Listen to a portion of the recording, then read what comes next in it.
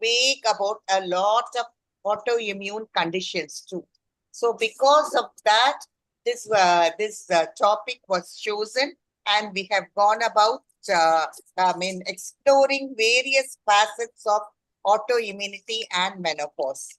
And I have great pleasure in inviting Dr. Meeta Singh, past President IMS, and who's really a person who has done a lot for Indian Menopause Society. Was not only past president, she's patron of Hyderabad Menopause Society, and a lot of guidelines. Those books, all those have come about because of her really great efforts. So I'm really very, very happy to welcome Dr. Meeta Singh. We are really proud to have her here too as chief guest. And she will also be releasing our Model 19, Menopause Associated Disorders Awareness Letter 19, which will give an idea about autoimmunity and menopause. And I have also great pleasure in inviting Madam, who will be our guest of honor. Madam, of course, is the founder president of TNFOG, then past president of OXY, a diabetologist to the core, and she has been president of DIPSI, lot of laurels to her credit. And Madam is a very avid academician and a very active clinician. So we are really happy to have Anjalakshi Madam, who is one of our own, with us. And I have great pleasure in welcoming all our chairpersons, Professor Rajalakshmi, Professor ISO KGH, and Dr. Saswati Tripathi of Professor SRM Medical College, Dr. Mrinalini, Professor and HOD, Kadlur Medical College, and Dr. T.S. Meena, former director, IOG, and now HOD, Sri Balaji Medical College. We have a board of erudite scholars to actually enlighten us about autoimmunity, starting with, and we have people from various specialties, like geriatrics, rheumatology, medical gastroenterology, physician, dermatologist. So really we know that menopause, we have to explore various facets, and it needs a team approach. So that has been well proved by this. And we have the faculty, Dr. G.S. Shanti, Dr. Priyanka Mehta, Dr. Padmanabhan, Dr. Swarnalata, Dr. Maitreyi Sen, Dr. Preeti, Dr. J.S. Kumar, Dr. Sajita Kumari, and Dr. Shraddha. So there are a lot of people who are going to give us insights into various aspects. I'm very, very happy to invite all of them. And of course, our own delegates who take it upon themselves to attend our webinar regularly and attend the quiz too in a very interesting way. Thank you very much. You're mute, Anu. Thank you, ma'am, for your enlightening words. Now I request Dr. Meera Raghavan, ma'am, to go for Tamil Sai Valsa and midlife prayer. Shanti. Hello. Shanti. Welcome, Shanti. Hi, ma'am.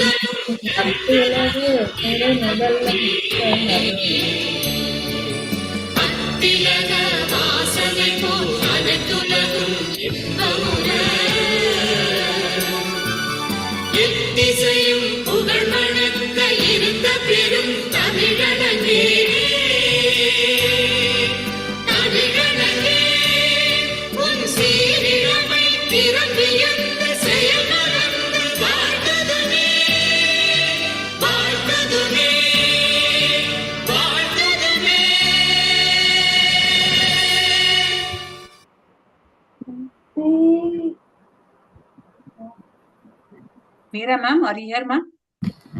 Yes, she has joined. Yes, ma'am. I've joined, ma'am.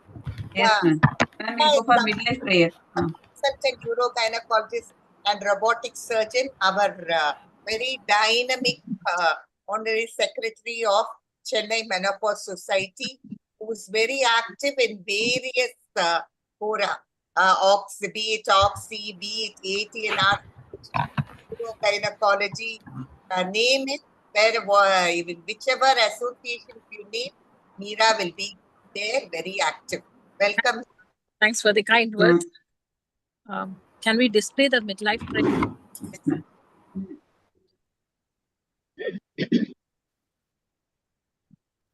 And welcome all the eminent faculty. Dr. Anuradha has been so kind in gathering everybody together. Thank you very much. Thank you.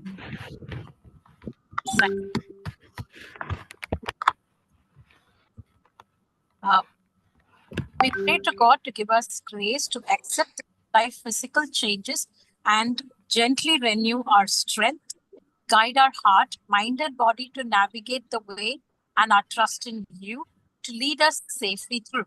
We pray for midlife and mature women who cherish the fond moments of their life, and also for those sitting in a doctor's office or who are in bed asking for healing touch. On this day, may all the midlife and menopausal women have the gift of joy, hope, and good health. Thank you, God, for the promise of hope you hold out to all midlife and menopausal women and inspire us to give the gift of hope to others. Thank you, ma'am. Next, I welcome Shanti ma'am to introduce our chief guest. Sorry, lighting of Kuttu Velakku followed by introduction of chief guest.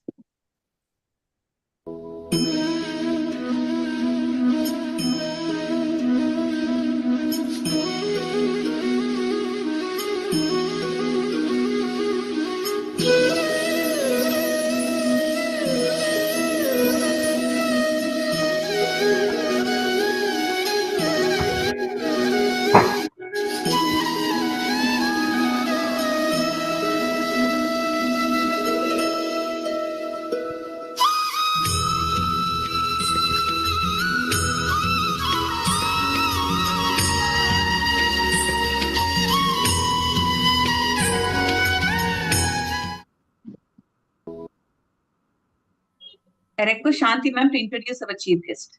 Yeah, as I had already introduced, Madam. Madam is Dr. Meeta Singh, is Director, Consultant, OB-GYN, and an avid menopause practitioner, and Director of Tanveer Hospital, Hyderabad. Her areas of interest being obstetrics, menopause, postmenopausal osteoporosis, PCOS, and gynae ultrasonography. She is the founder chair, Indian Menopause Society Registry 2021 to 31, and an editor. She was an editor of Midlife Health 2020 to 22, clinical practice guidelines on menopause as well as postmenopausal osteoporosis.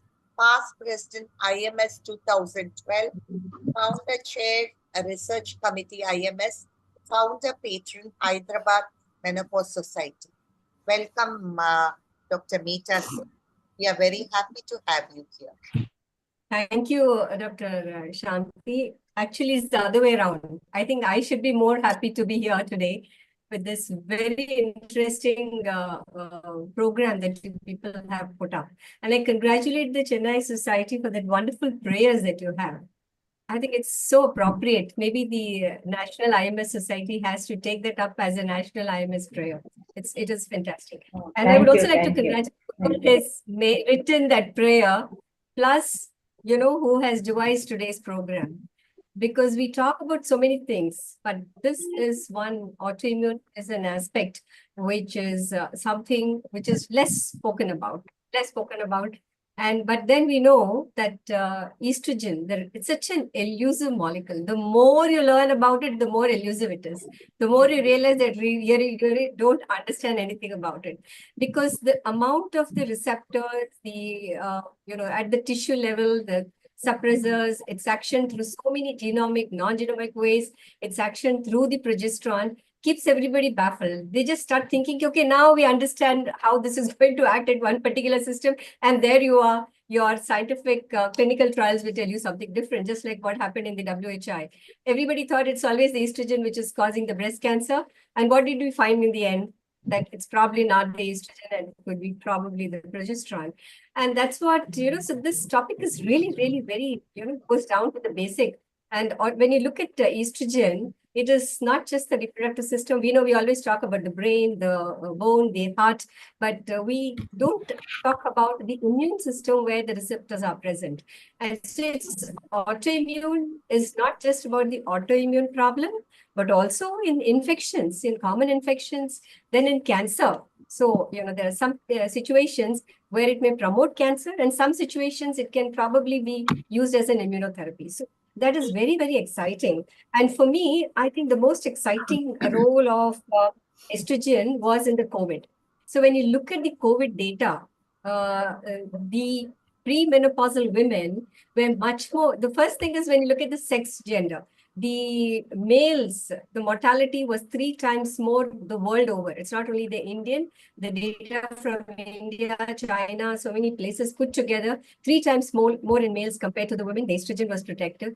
Then when you see the premenopausal and postmenopausal, the premenopausal, 50% reduction in the mortality when you compare to the postmenopause.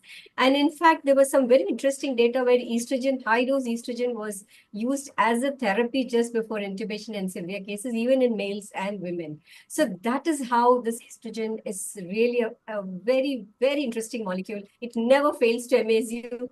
You never get bored reading about it. And I look forward to a very, very interesting session. When Meera invited me, I first told her I'll be just there for a short time, but this program is so attractive. I think I'm going to stay back till the end. Thank you so much, Meera, for calling me here. Thank you, ma'am. And all your dignitaries over here and the speakers.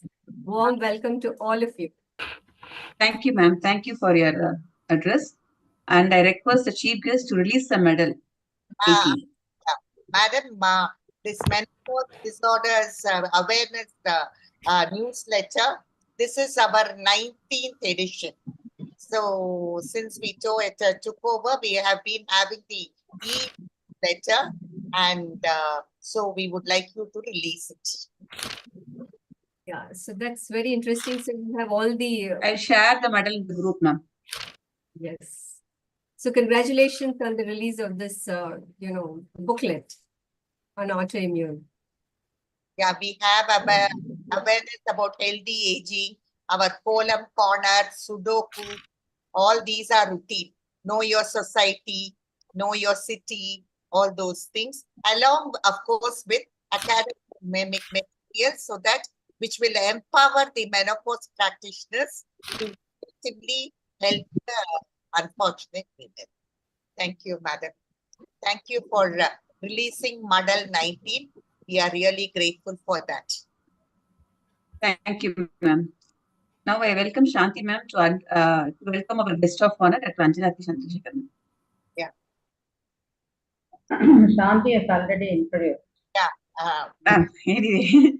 Nice to again introduce our Lakshmi Madam, founder, president, TNFOG, past president, Oxy, and accomplished diabetologist, an accomplished obstetrician, and who has received Lifetime Achievement Award, DIPSI 2022. And her research work needs mention. GDM diagnostic tests and OHAs in GDM. And she has also instituted a prize in Oxy for research, which is really very commendable. Welcome, madam. And Thank you. our executive. Yes. Thank you, Shanti, for those nice words. Good evening to all of you. Respected Chief Guest, Dr. Neeta Singh, CMS President, Dr. Shanti Gunasingh, the dynamic Secretary of the CMS, Dr. Meera Raghavan, the Chairperson, the speakers, moderator, and the panelists of this evening, and my dear Dr. Anuradha, who is the Master of Ceremony today. And I feel so happy and feel proud to be the guest of honor for today's webinar on autoimmune diseases and menopause. First, I thought, no, what is there in autoimmune disease and menopause? Then once I went through that, only I understood. First of all, I want to congratulate Dr. Shanti for choosing this topic, the autoimmune diseases, which we see though not very often, but still we have to have a knowledge about those diseases, and also we have to have the knowledge about the recent therapeutic opportunities which have increased now when we see these problems in a postmenopausal women. So we know there is an interplay of autoimmunity with the reproductive endocrine system, which is very complex and it is not completely understood. Menopause is an important life event. With its hormonal shift, it can affect autoimmune diseases, potentially altering their course and also increasing the susceptibility to other conditions. Or the menopause can itself get affected because of the autoimmune disease. One good example is the premature ovarian failure, where the autoimmune factor may be the cause for that in proportion of cases.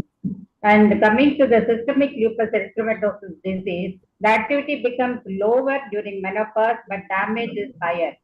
So the mechanism is actually, because of the interplay of there are so many factors like age, duration of disease, menopause changes, and the long-term effects of therapy which we take, and the other combination of these factors. So in the rheumatoid arthritis, if you take, actually during menopause, they become very severe. The disability increases. Okay. So having chosen this very interesting topic, I think there will be a lot of learning points in this webinar, and I wish the webinar a great success with the God's blessing. And I thank the President, Secretary, and the MOC for giving me this opportunity. And thanks once again. Jai Hind. Thank you, Madam. Madam, the topic was I must give the credit to Anuradha, Madam. Okay. This topic. Very good. The whole credit goes to Anuradha. Thank you, ma'am. Thank you for your wonderful words, ma'am. Thank you. Next, I would like to, we'll go to the session, ma'am. Yes. I would like to introduce our chairpersons, Dr. Rajalakshmi, ma'am. Yes. Hello, Anu. Dr. Shashwati and Mrinalini. Ma'am, can you share the, yes.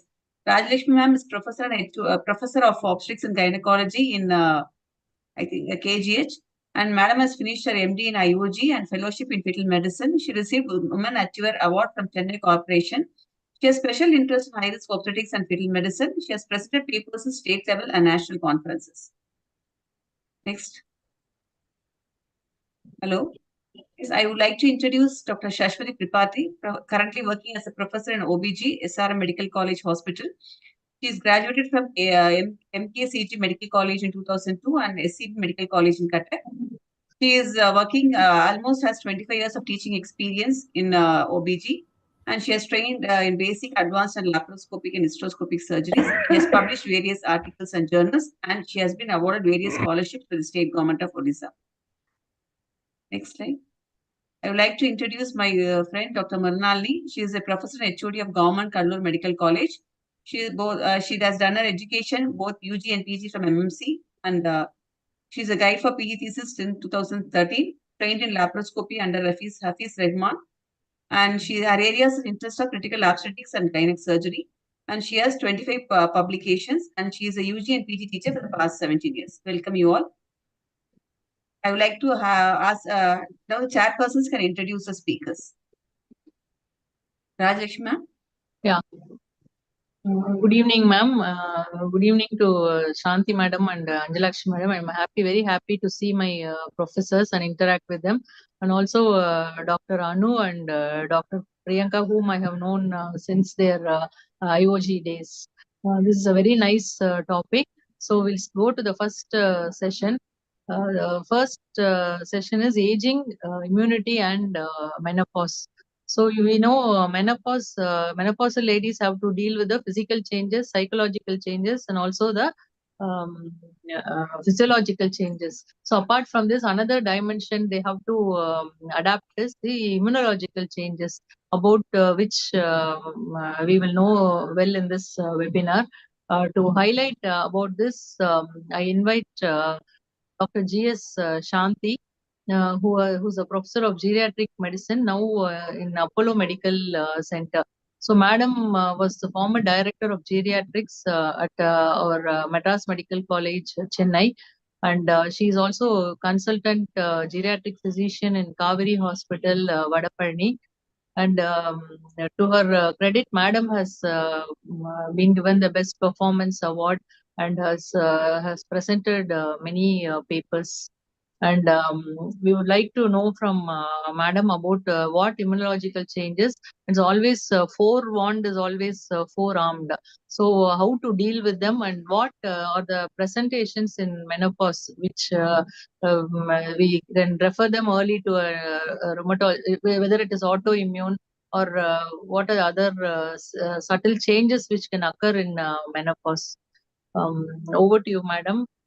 We are all very eager to listen to you. Thank you, madam, for the nice introduction. Hope you can hear me. Yes, Yes. ma'am. Yes, Yeah, ma'am. yeah. I'll just share the PPT, share screen.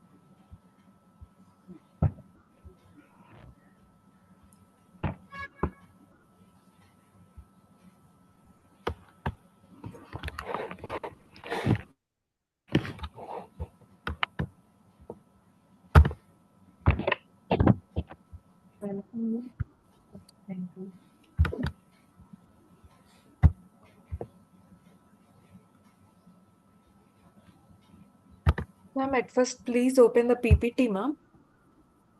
I'm trying. After opening the PPT, come to Zoom and please start sharing the screen, ma'am. There will be a green color First open share the option. PPT. 1 minute, 1 minute. I'll just-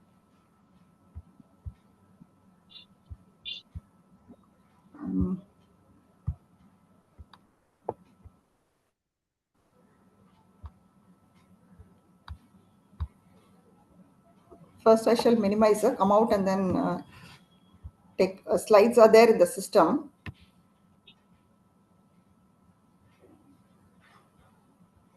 Directly share screen, we can go. Yes. Yes, ma'am. 1 minute.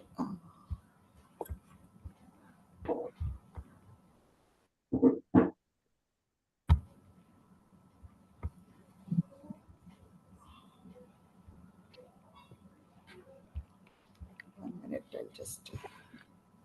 Sorry, I'll just close and come back again.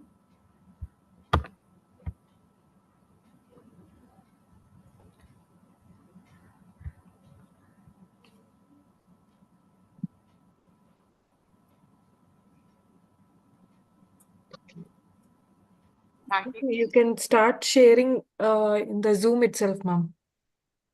That's what how share screen is there. Yeah, there will be green color share option. Yeah, Please share click screen. on that and Yeah. then click on share option. Share, Yes, ma'am. but not able to. If it is so, probably you can send it to Sahiti. Yeah, I'll do that. Send it to Sahiti. By the time, maybe the second person can speak. So, I will share my mail ID in chat box, ma'am. no, I will send it to already what is the organizer? She. No, yes, ma'am. One Anurag, minute. ma'am, you can share it to me, ma'am. WhatsApp. Yeah, I'll share it on WhatsApp.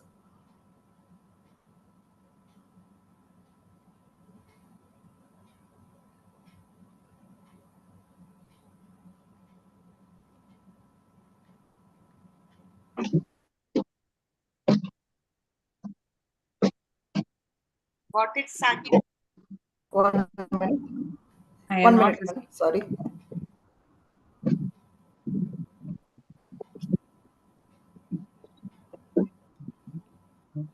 I've sent it to Anu. Yes, ma'am. Yes, ma'am. Yes, ma'am. I'll share to Sahiti, ma'am. You got it? Huh? Yeah. Yes, ma'am. Please. Yes. I've sent.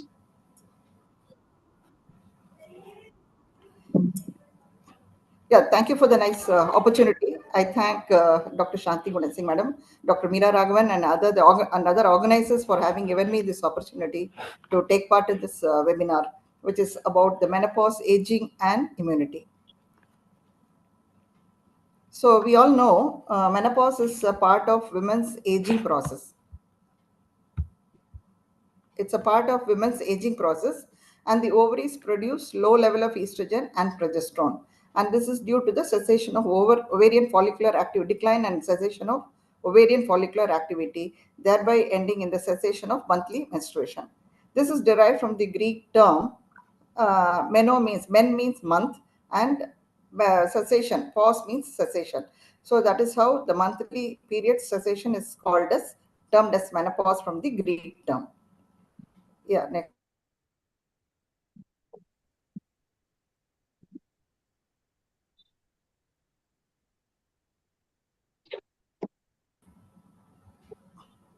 Hello.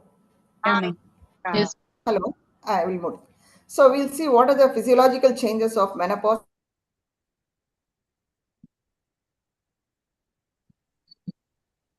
So generally with aging, and especially around menopause and after menopause, the postmenopausal state, we find there is an increase in the lipid levels. So that is, there is a dyslipidemia or hyperlipidemia with increased risk for development of heart disease and stroke in the older women.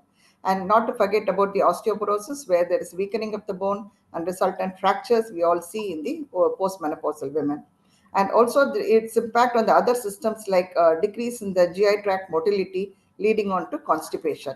And in the urinary system, it again, because of the lack of estrogen, causes increased urinary tract infections. And not only that, it produces increase in the urinary frequency, nocturia, and the incontinence, urinary incontinence also. And there is atrophy of uterus, ovaries, and dryness of vagina. And in the immediate postmenopausal period, we have hot flashes, night sweats, and decreased libido. Not only that, psychologically, it has an impact with low mood and depression setting in postmenopausal women. And how the aging affects the immunity, we can see.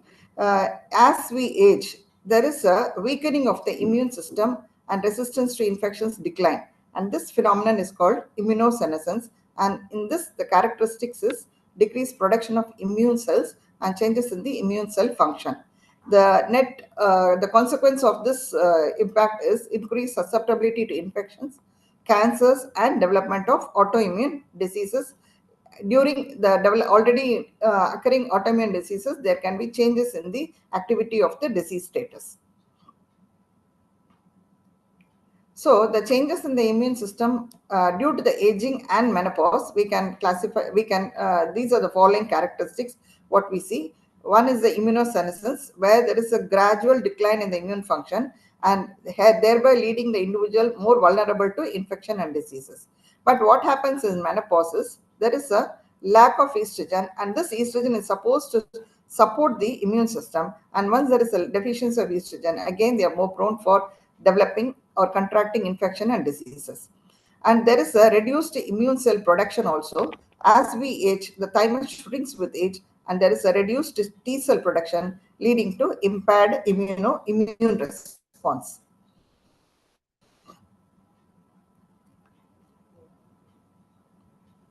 So the changes in the immune function can be due to the impaired immune cell action itself. So immune cell function declines.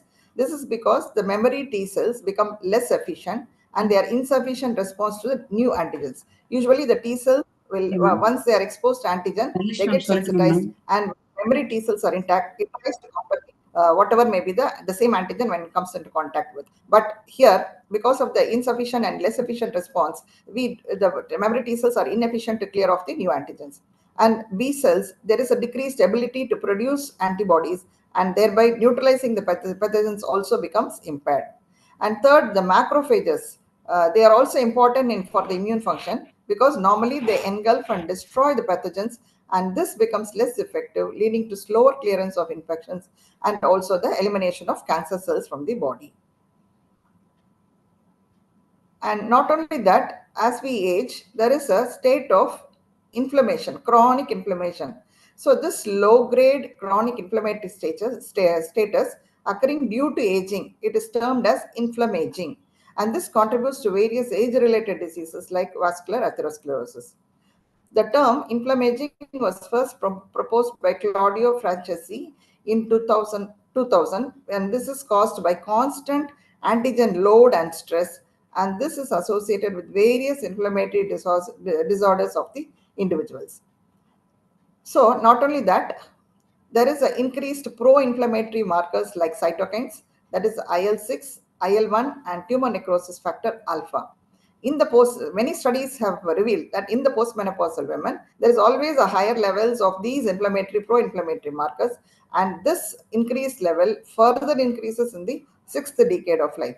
So menopause, it is the initial stage, and beyond that, in 6th decade or 7th decade, there is an ongoing increase of the pro-inflammatory markers, always making the individual in a pro-inflammatory status. So there is also not only that, there is also altered immune function.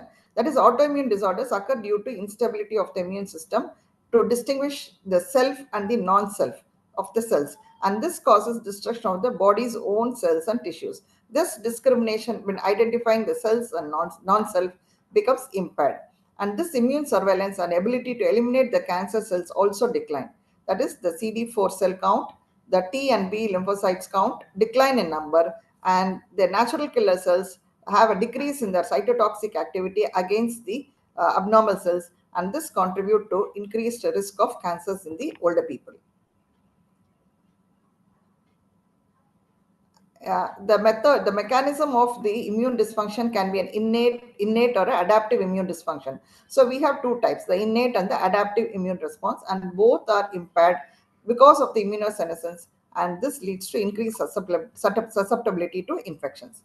So not only that, estrogen deficiency after menopause are associated with increased risk of UTI and urinary incontinence, which I mentioned earlier. And inflammaging is associated with various inflammatory disorders, not only with autoimmune diseases, but also throughout the body, we have the changes happening. Another impact of this immune dysfunction is impaired and prolonged wound healing. The immune mechanism in wound healing also declines with age, causing a slower healing process. That is why any ulcer or wound takes a longer time for the complete healing because of the delay in the immune function, which tries to counter the wound healing, and it causes a very delay in the wound healing. An impaired response to vaccines also. See, whenever we vaccinate, it is the antibodies which has to develop and protect the individual. But however, in the very old, maybe 70 plus and 80 plus, when we give a vaccination, there is only a suboptimal antibody protection in response to vaccines, and therefore there is a reduced protection against infections. So one way to counter this reduction in the antibody protection may be a high dose or a high strength antigens can be inoculated. Specific formulations can be prepared for the older individuals. So the impact of aging and menopause on the immune system. As rightly said by Madam, the various autoimmune diseases which are already existing in the females will either worsen or improve, or status quo maintenance will be there. Sometimes new onset autoimmune diseases also do happen. So in rheumatoid arthritis patients, the T cells in them differentiates into pro-inflammatory effector cells. So whenever there is a pro-inflammatory cells increasing in number, there is a persistent joint inflammation causing persistent pain and aggravation of the symptoms of rheumatoid arthritis. And not only the inflammation happens, or not only the joints, but also in the other systems, especially the cardiovascular system, where it is very good example is atherosclerosis, which is higher in the older women when compared to the young females or young adults. And other degenerative diseases in older people like Alzheimer's disease, Parkinson's disease, and osteoarthritis also have more stronger tissue inflammation. So coming to the relationship between autoimmune disease and the menopause. So this changes in the immune system and function contribute to the increased risk of autoimmune diseases. And immune dysregulation is nothing but an interaction between the alterations in the B cell function, the antibody structure, and the aging process. This forms a intricate or a complex nest and this facilitates the formation of autoantigens. So when there is an autoantigens, autoantibodies are produced, and this combination results in a chronic inflammation, and chronic inflammatory status proceeds. And what happens is menopause, there is a hormonal shift, that is the decline of estrogen and progesterone, and that affects the autoimmune diseases, its onset, activity, as well as progression. So the very good examples to say what happens to autoimmune diseases during and after menopause. Rheumatoid arthritis is well studied, and they say many studies show greater joint damage, disease progression, and disability. Whereas other conditions like systemic lupus erythematosus, SLE, have a lower disease activity, but because of the already happened damage, there is a higher cumulative damage, and disease is already present in this SLE conditions. And similarly with systemic sclerosis, otherwise called scleroderma, where there is skin thickening apart from the systemic problems. Here again, because of the softening and thinning of the skin, there seems to be a slight improvement, but however, overall damage is severe, and there is a worsening of the systemic sclerosis. And same way, the giant cell arteritis again can produce a headache, where there is a worsening of these symptoms in the postmenopausal period. And coming to the new onset, sometimes new onset Hashimoto's thyroiditis can also happen. And with regard to multiple sclerosis, not much of a study contributing to the exact effect or changes with the menopause or aging is not well studied. So these are the, to summarize, these are the changes which with the aging and menopause on the autoimmune diseases in an older postmenopausal woman. Thank you. Thank you, ma'am. You have clearly told us regarding the pathophysiology, and also what are the changes, the root causes which occur, and also the various autoimmune diseases and what happens to them in menopause. So so we can take adequate precaution and consult the specialists needed. Thank you, ma'am. Thank you for your sparing your time and also keeping up the time, ma'am. It was very clear. Thank you. Madam. Now we go on to the introduction of the next speaker. Manu?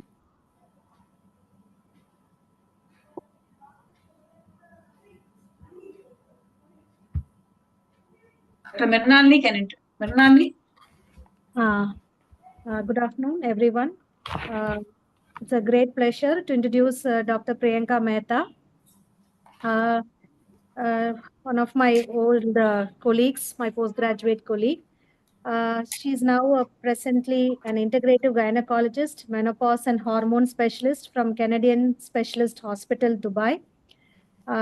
She's also a member of the British Menopausal Society. She's certified in bioidentical hormonal therapy and functional medicine, and she has a diploma in advanced gynecologist, Kiel, Germany. And she's the founder of the Comprehensive Menopause Management Program.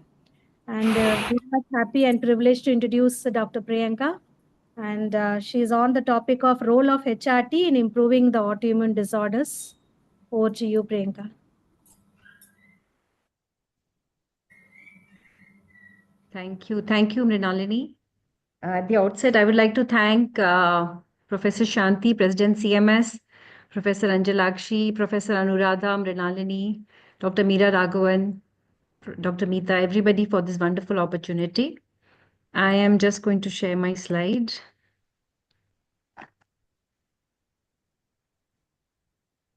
Like usual, am I audible and visible? That's the first thing. Yes, Priyanka. Yeah. Yes, so I will just go to the beginning, I think. Thank you, Dr. Shanti. You have explained very clearly. And I think some of my slides may be a repetition, so I would just like to go through it again, but I will be quick. So this was something I came across. When the immune system attacks the body that it's supposed to protect, 80% of them happen to women. So 80% of autoimmune conditions happen to women. And I myself was like, why? Why does it happen? Is it because women don't say no? Is it because they keep adjusting and adapting throughout their life? So let's learn about why the autoimmune conditions show up in women, especially during the perimenopause and menopause, learn about how the estradiol, the wonderful hormone which we are not aware of, that we all have the estradiol, even men have it, but we are still not aware of the wonderful benefits of estradiol and its impact on the inflammasome. What is the role of the female hormones in modulating the immune response, and how we can think of hormone therapy in balancing immune function, especially for women who are struggling with the autoimmune disorders and not only with the symptoms of menopause. So women have had a higher incidence of autoimmune conditions, and especially during the transition phase of menopause, these can really get aggravated. Autoimmune disorder is that in which the body's immune system is now destroying and attacking your tissue by mistake. And there are more than 100 autoimmune disorders. Now, estradiol, we all know that it's important for pregnancy, for our periods, and even both in women and men, it's important for the proper functioning in women of the ovaries and the uterus, and even for the men for the testicular function. But what is immunity? Again, Dr. Shanti has told us that we have two types of immunity. So I will just explain this a little bit more. We have the innate immune system, that is a first line defense system, like when we get any kind of infection. And then we have the T cell, B cell, and the other adaptive immune system, which comes in later. So the estradiol as such helps our immune function by increasing the activity of the phagocytes or the macrophages.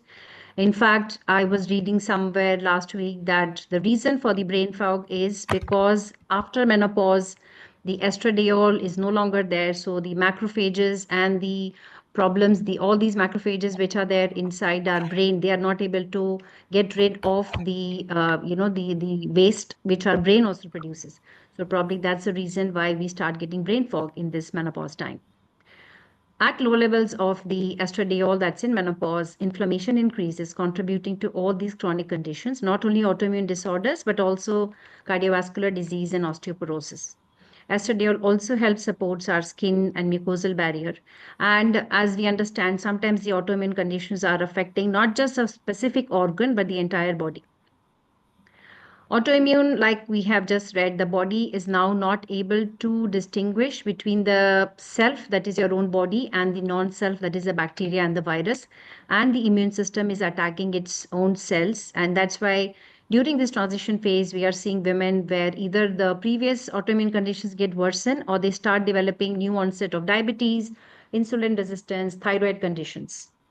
And like we said, they are more common in women. So the estrogen and even to some extent progesterone, testosterone are playing a role in protecting us from the autoimmune conditions. Especially, we of course cannot group everything together because a condition like SLE, in fact, will get worsened with the estrogen. And like doctor said, it may get better with the menopause and even it flares during the pregnancy. Our understanding sometimes of the exact time of perimenopause is limited because menopause is when you don't have your period for a year, but perimenopause even starts 5 to 8 years before that. And as the hormones are going through a chaos or there is a different hormone level on each particular day, there is a risk of autoimmune condition. And that's where there is a role of a hormone therapy, which can be thought of or can be started in the perimenopausal phase. And like we know, this endocrinological changes can occur even puberty. So we also get women who are diagnosed in the menarche due with autoimmune conditions, and same happens during the menopause. So perimenopause is pro-inflammatory, and your estrogen systems can get disrupted. Estrogen is a master regulator, and it usually functions through receptors, which are the estrogen receptor alpha and the beta. So these are the two receptors.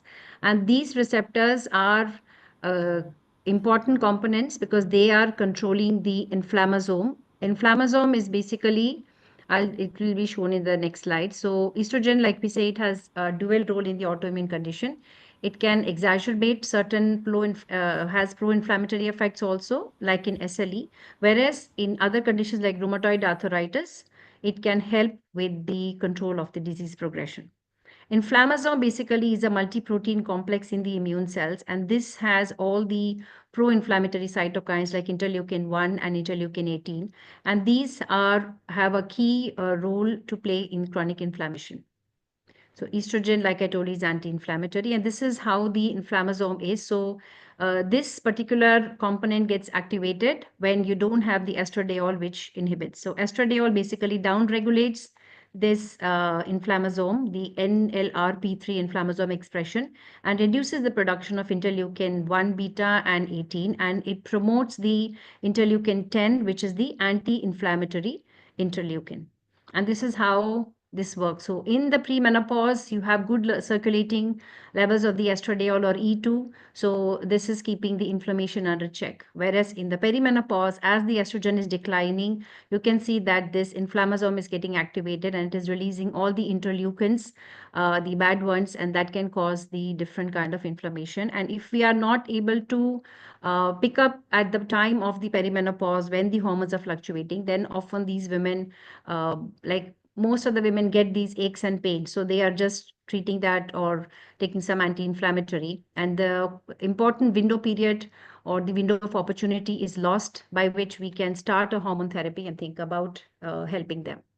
So this was a study which is in 2016, which is also giving us adding proof or evidence that estradiol is helping in the pathways of the innate immune cells, including the dendritic cells and the macrophages. And lower levels are increasing the pro-inflammatory cytokines.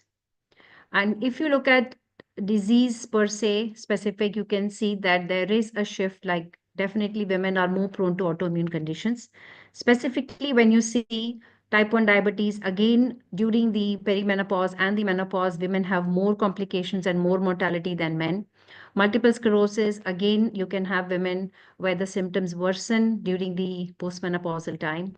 When you look at SLE, of course, the flares are less in menopause and after that, but there has already damage been done when the women are younger. Psoriasis, again, we can have an exacerbation, and this is again related to the lack of the estradiol. Rheumatoid arthritis, again, HRT is protective if we are starting it at an earlier phase. Just one note about a new syndrome called musculoskeletal syndrome of menopause, because we are talking about autoimmunity.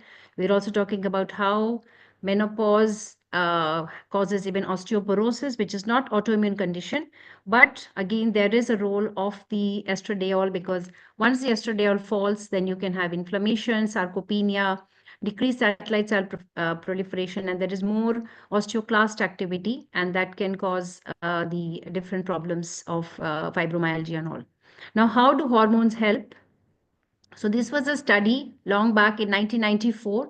That's when I have joined my MBBS, in fact. So that's when we were talking about estrogen, progesterone, testosterone. Can they be used to treat the autoimmune conditions?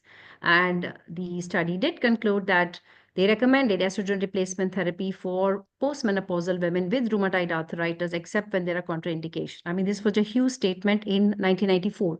And then we know we had the WHI study and all of this kind of stopped. But after that, also there have now been studies where there have been trials. Women have been given, women with rheumatoid arthritis and other complex autoimmune conditions have been given estrogen and estradiol, and it has been found that, like even in rheumatoid arthritis, definitely HRT does not appear to be associated with an increased risk of the disease flare.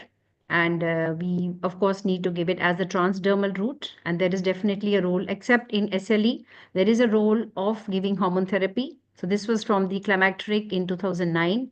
And then again, this is another review from 2011, where they are saying that estrogen hormones are having both immunostimulating and immunosuppressive properties. And there is definitely a role of giving exogenous estrogen, and it protects the postmenopausal rheumatoid arthritis from active rheumatoid arthritis and osteoporosis. So starting of the hormone therapy, and this is of course about the beautiful hormone estradiol, which has immunomodulatory effects, anti-inflammatory properties, and along with progesterone and testosterone. So there is still a lot of scope of research whereby we can, because now there is now a renewed interest in hormone therapy, which is body identical or bioidentical, means we are using the same hormone as estradiol and progesterone as a hormone therapy. And we are trying to give it at a phase of perimenopause or just within 10 years of the menopause, and especially in women with autoimmune conditions, we need to have the conversation, because often women are also thinking, and even we are thinking, that we need to give the hormone therapy only for a short duration or only when there are symptoms. But for women specifically with autoimmune conditions like rheumatoid arthritis, along with a team approach with the rheumatologist and with the geriatric medicine specialist, we need to do more research, we need to do more study, whereby we are giving the estrogen and progesterone in different combinations to women who are going through the perimenopause and the menopause. And this is usually the way we are giving the HRT. So the estradiol is either given as a so after the age of 40 or 45, we want to give only a transdermal estrogen. So we give estradiol either as patch or as gel, spray, and we also add the progesterone component to it. And these are the different ways in which you can give the hormone therapy. So I think we still need a lot of research where we can have a randomized control trial, and that is going to give us more evidence on the role of hormone therapy. But this is something which I want to leave the panel and the guests also to think about hormone therapy for women who are in the perimenopause and menopause with the autoimmune conditions. So of course, it depends on which disease you have. So in SLE, we want to be more careful, but conditions like rheumatoid arthritis or when there is diabetes, we can think about hormone therapy and discuss it with our patients so that we are able to have a nuanced conversation with them. And definitely there is a role of the estradiol, because if it is having a role in the in preventing the autoimmune conditions, then the correct timing of the starting of the hormone therapy, doing the test, can help us preventing morbidity before these women can develop more morbid conditions. This is my references, and I thank again the society for giving me a chance to present my thoughts on the role of HRT in autoimmune conditions. So thank you, Priyanka. It was quite a wonderful topic taken in a very elegant manner. I think it was quite a tough topic, and you have absolutely covered the entire role of estradiol, and it's definitely an eye opener to all of us in order to bring the newer changes that we might be bringing in the diseases that you have specified. So thank you so much. Anu, over to Anu. Thank you, Bernali. Thank you, Priyanka, for a wonderful talk. And now I call upon Dr. Shashwati to introduce our speaker. Very good afternoon to all of you. I have the pleasure to introduce Dr. R. Padmanabhan. He is a senior rheumatologist at Apollo Main Hospital, Chennai, and he has done his graduation at JIPMER and post-graduation at AIIMS, New Delhi. And following that, he has done his fellowship in rheumatology at Rush University Medical Center, Chicago, and postdoctoral research fellowship at Rush University Medical Center, Chicago. And he has got the resident teaching award at St. Luke's University Hospital and Health Network, and he has multiple national and international journals. He will be speaking on the flaming hot autoimmune arthritis flare-ups during menopause. I invite you, sir, to start. Hi, can you all hear me? Hello. Yes, sir. Yes, sir. Yeah. So 1 second, okay. I don't see the green share thing in my iPhone. Hold on 1 second. I'll just try and share. I've sent to Sahiti. Sahiti, can you share the slides? Why am I not? I don't, Dr. Anuradha, I'm not able to. This after updating my iPhone, that green thing is not coming anymore on my phone actually to screen share. Same link only I've opened, sir, but I am able to do that. Yeah. Maybe I'll ask Shahiti to share, sir. No problem. There is an option called share. Can I click on that and go inside and share? Yes, sir. Yes, sir. Oh, 1 second. Let me see. I shared my screen. Okay, sir. Start. So what should I do now? Should I wait? Yes, sir. It's taking a lot of time. 1 second.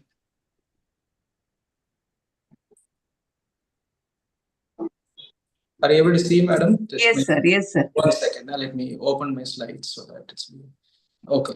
Are you able to see my slides now? Yes, sir. Yes, sir. Oh, praise, thank God. Okay. Okay. I think I can minimize my, video. I think your code is showing my video also. Oh, so I have to minimize it? Yeah, Is it okay now? Yes, sir, Okay. yes. So, thanks for the opportunity. Okay, and this is the first time I'm speaking. So I'm Dr. Padmanabhan. I'm a rheumatologist, and thanks for the beautiful summary slide for my CV. I think most of what I want to tell has already been told by the previous two erudite speakers. So what I'm trying to do is I will just try and show a few things. What I think I have noticed as I have started my training and gotten to see patients. So before I start, I want to tell one thing that it seems as though all through my training, we never interacted with OBGYN, with obstetricians and gynecologists, like you all colleagues. So I'm surprised actually why I don't think so much about menopause as impacting the disease activity. In fact, whenever I see a patient with arthritis getting worse or SLE having a flare, I always tell myself, okay, the cause of this disease is unknown, and so is the worsening of the disease too.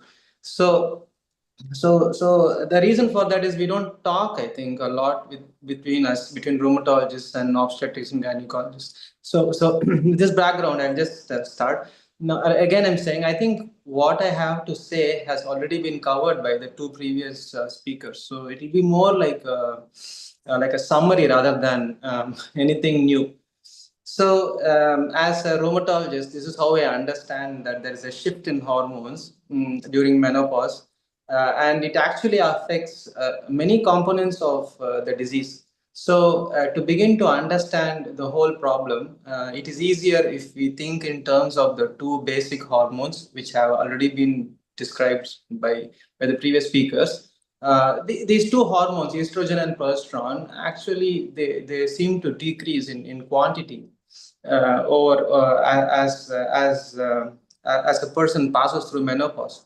And the way these hormones impact the immune system has been very well qualified.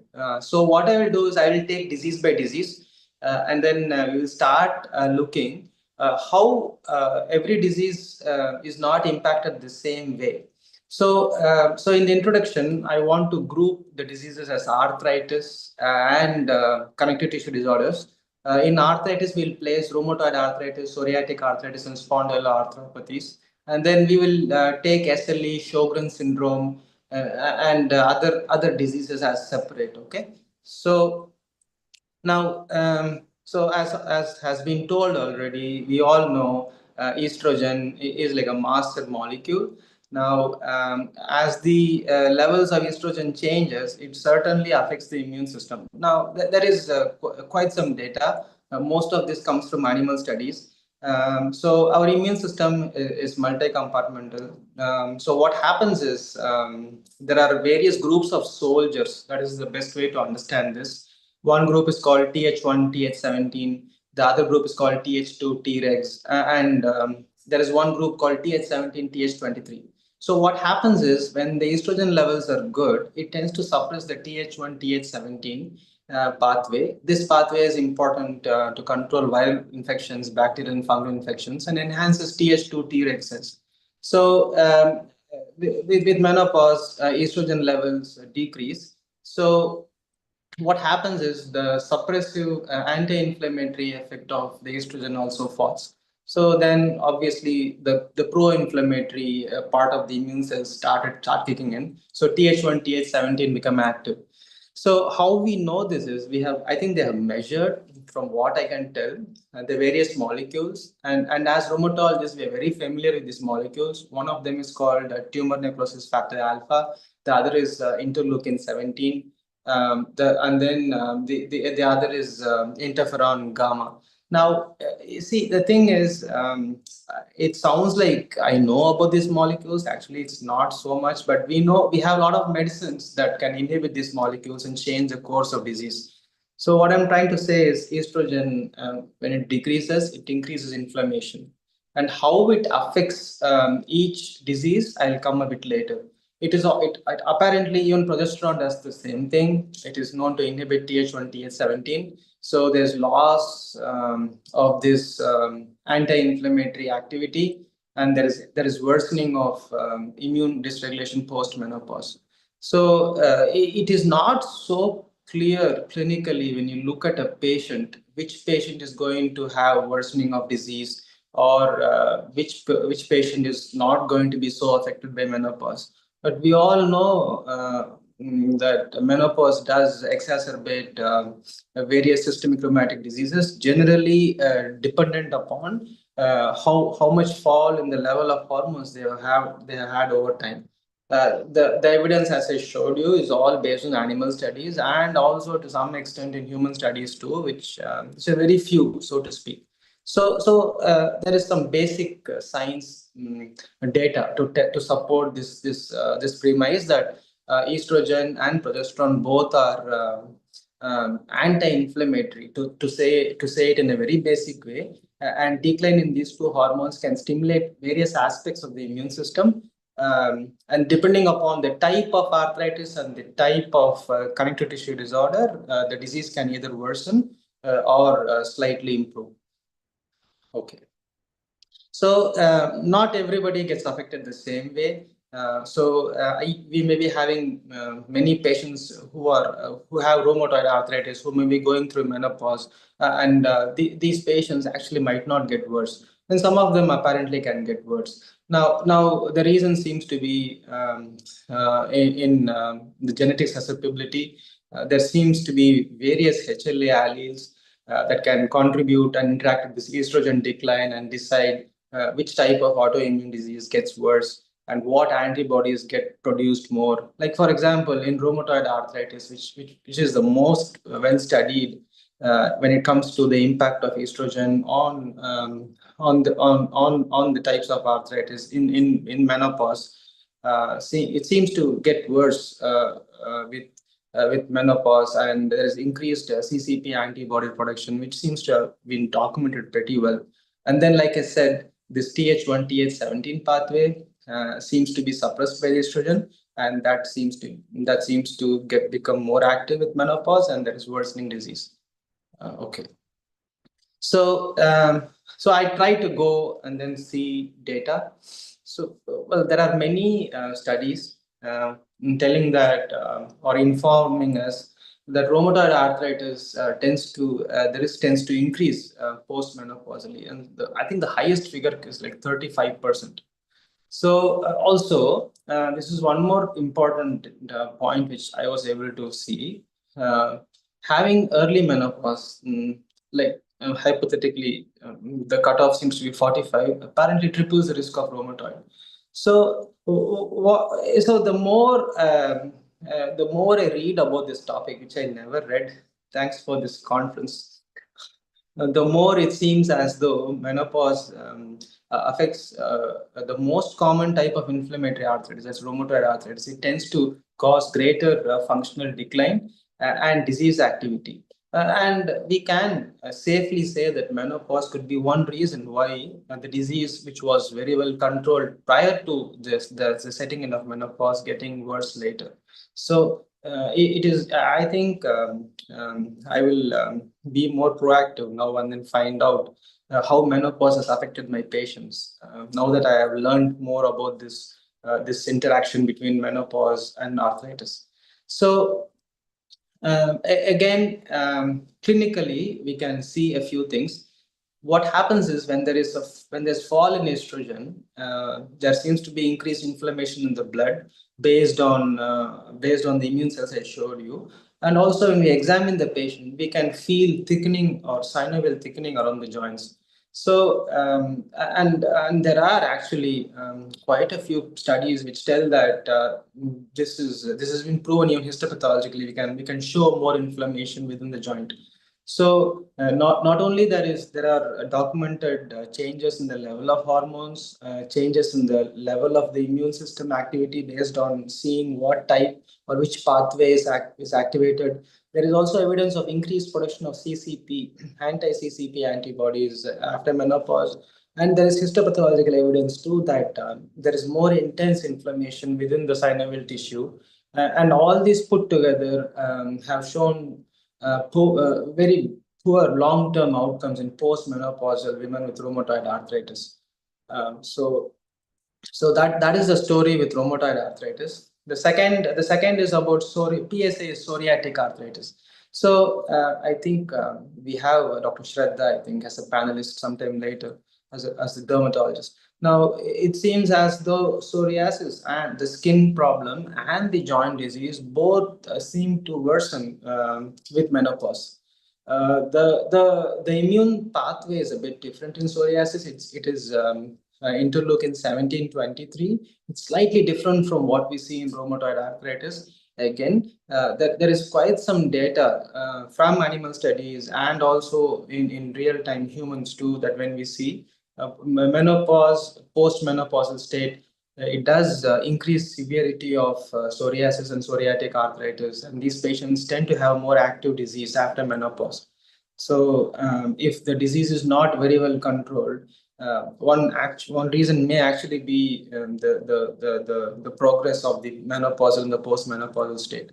So I just spoke about briefly about this thing, Th17 IL-23 axis. The reason why I keep talking about this 17-23 is because we have drugs specifically targeting this pathway.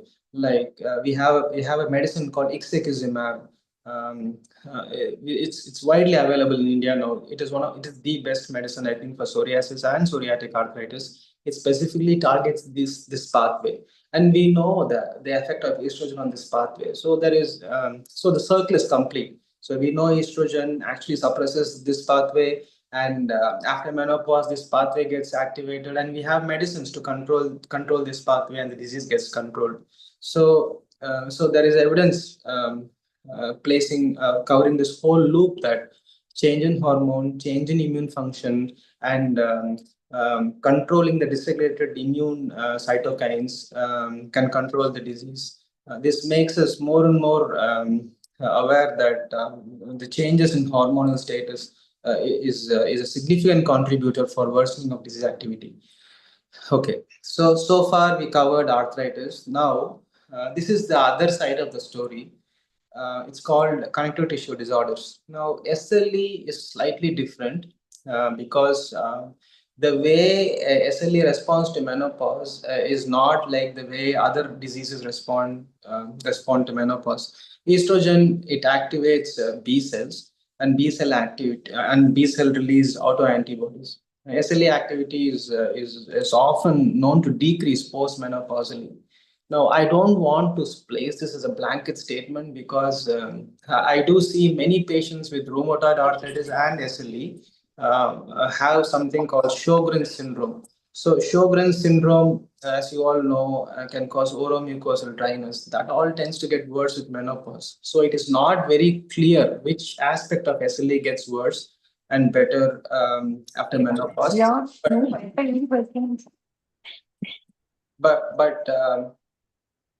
But it seems as though SLE can get better postmenopausally. And there's still some controversial data, I think. There are groups that say that hormone replacement therapy may trigger flares in SLE. There are groups that say that no, the opposite. That I will leave it to you all. But to the best of my knowledge, when I was trying to review the literature, I think hormone replacement therapy can improve symptoms of Sjogren's syndrome, mainly the oromucosal dryness. And then we can talk about that later.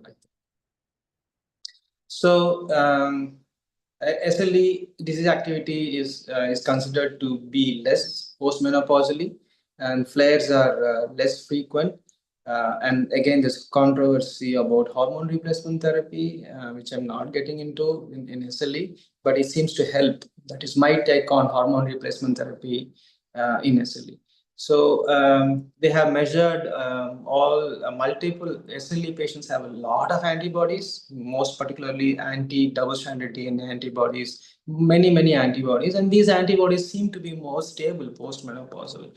So SLE patients may respond favorably to menopause.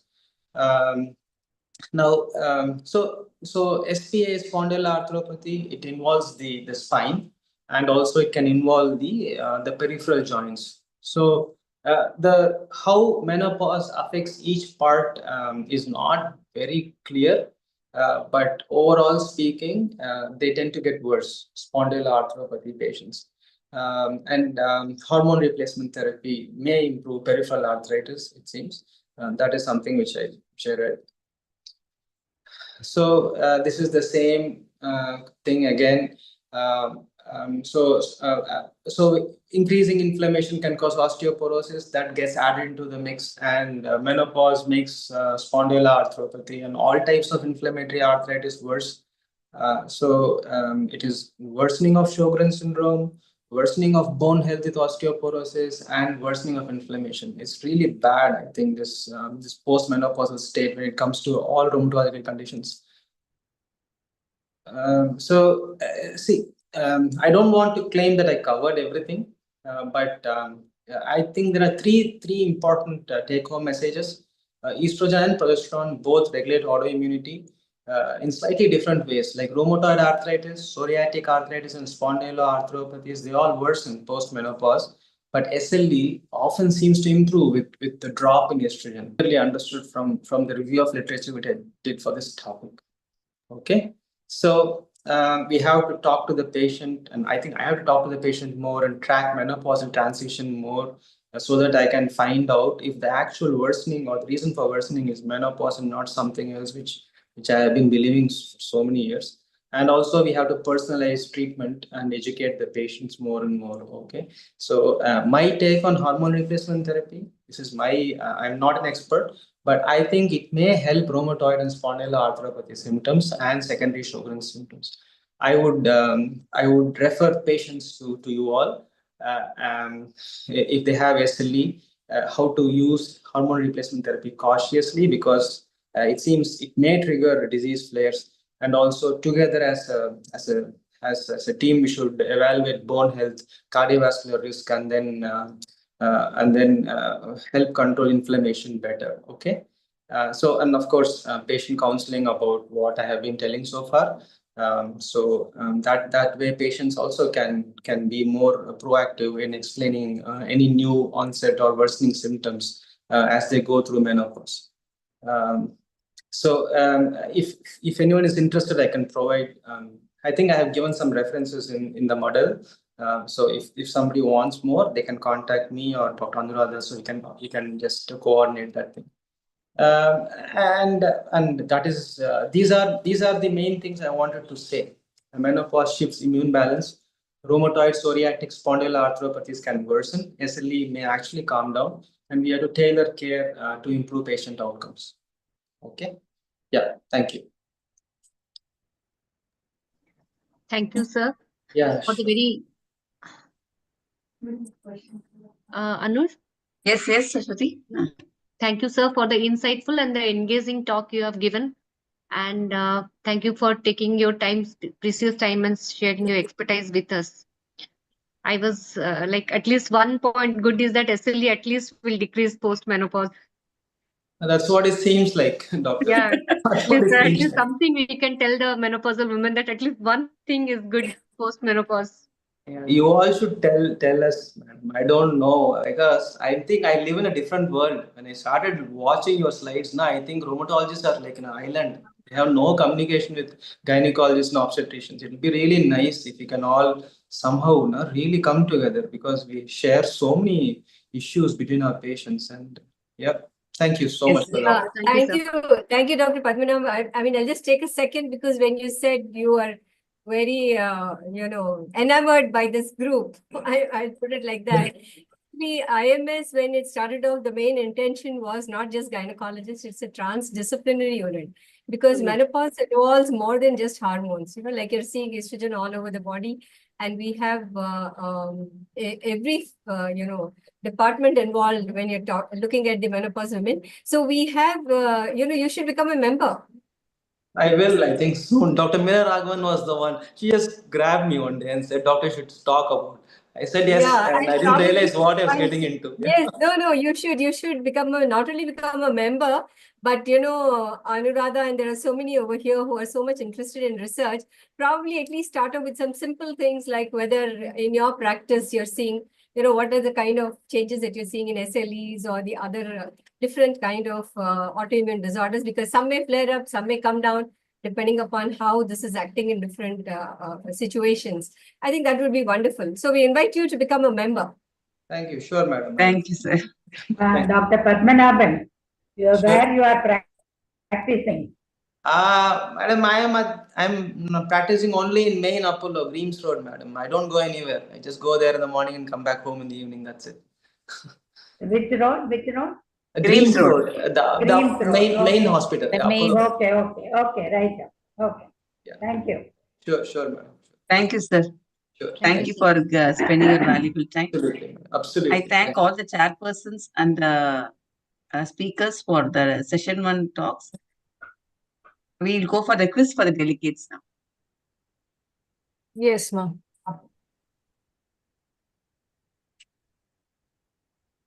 First question, ma'am. I request Anuradha ma'am to please read out the question. Okay. Only delegates can answer. Yes. Which immunological change during menopause is thought to contribute to flare-ups of rheumatoid arthritis and PSA? Increased regulatory T cell activity, skewing towards pro-inflammatory Th1 and Th17 response, decreased production of tumor necrosis factor alpha and interleukin 17, reduction in B cell autoantibody production.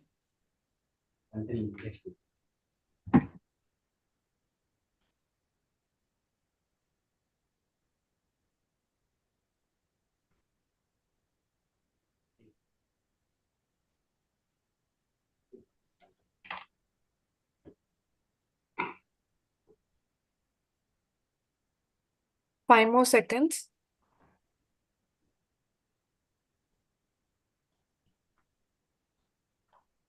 Time on. Go for the next question. Yes. Regarding the impact of menopause and autoimmune arthritis, which statement is most accurate? Menopause universally worsens disease activity in all autoimmune arthritis types.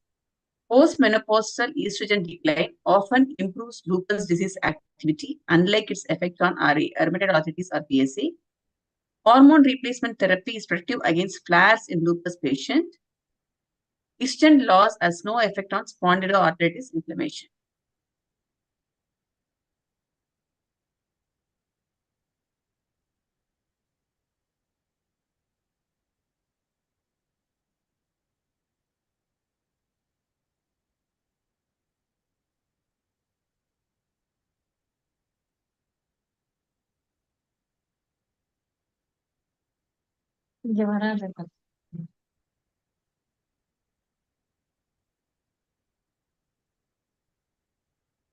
Last 2 seconds.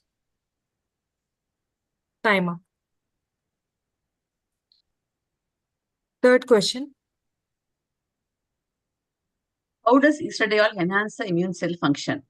By suppressing the phagocyte activity, by increasing the activity of macrophages and neutrophils, by decreasing the natural killer cell function, by promoting pathogen survival.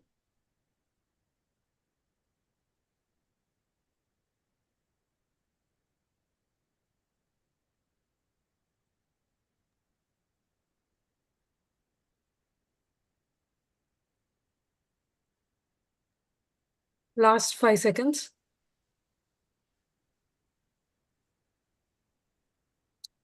Time up. Fourth question. What role do natural killer cells play in immune defense? They identify and kill virus-infected and cancerous cells. They produce antibodies. They act as barriers to prevent pathogen entry. They only function allergic reactions.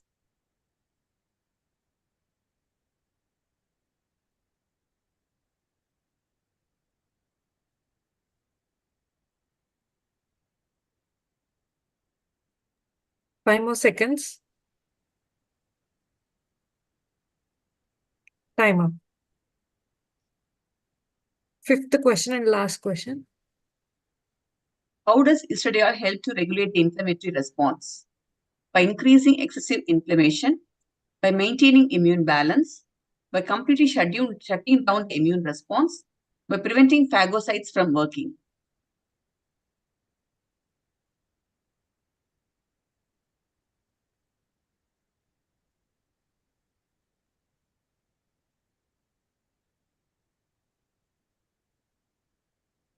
Five more seconds.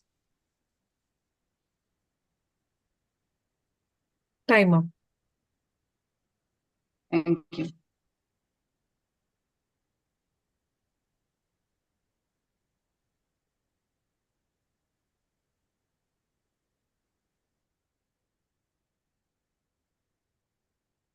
Next, we move on to the second session, a panel discussion.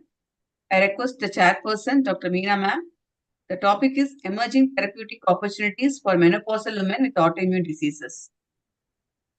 Good evening to all. Yeah, I would like to introduce Meena ma'am. Meena ma'am is a professor in HOD, Department of OBG from Sri Balaji Medical College. She is a former director of KGH and former director of IOG. She done her undergraduation and post-graduation from MMC, UG and PG teacher for the past 28 years. And her areas of interest are iris obstetrics, social obstetrics, colposcopy.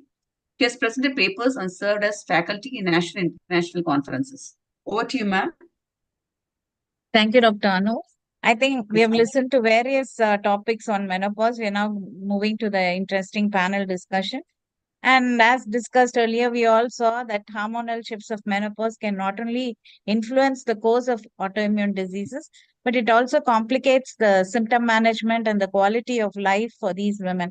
So we are standing at a crossroad where we have exciting new therapeutic options like HRT tailored for autoimmune profiles, biologicals, and immunomodulatory agents and lifestyle interventions and therapeutic approaches that take into account the various complexity of the patient's needs.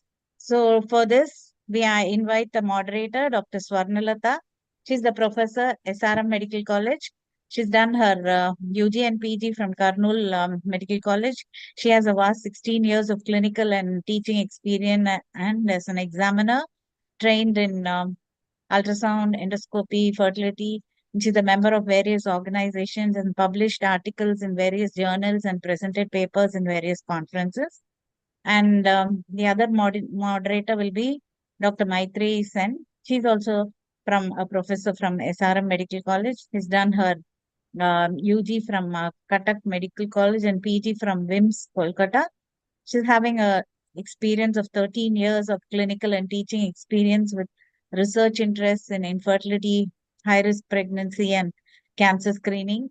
And she's been awarded various awards like Foxy CS Dawn Prize for the best paper and also the silver medal for the best project in Research Day and gold medal in 2019 at Katangulathur SRM Medical College and awarded funds for various research projects.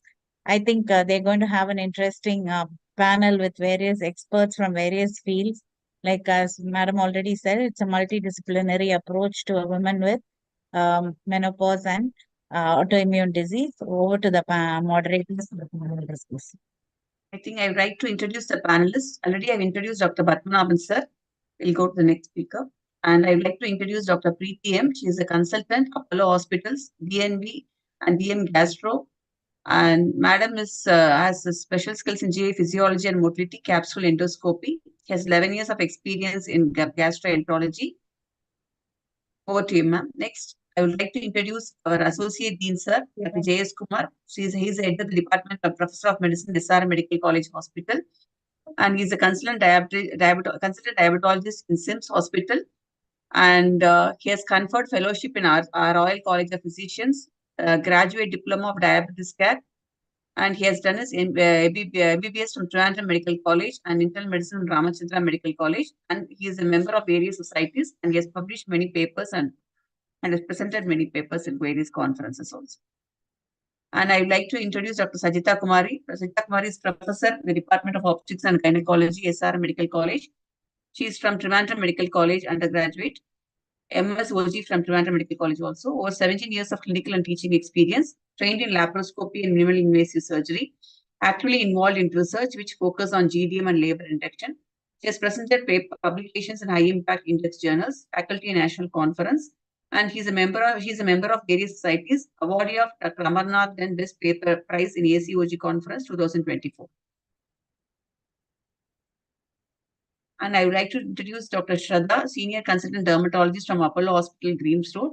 Madam has completed national and international fellowships in the field of dermatopathology and pediatric dermatology, delivered talks on psoriasis in many institutions, delivered lectures on psoriasis, presented papers in various conferences and various publications on her credit, conducted workshops on procedures on dermatology, and she has special interest in psoriasis, leg ulcers, and pigmented disorders. Over to you, to the moderators and panelists.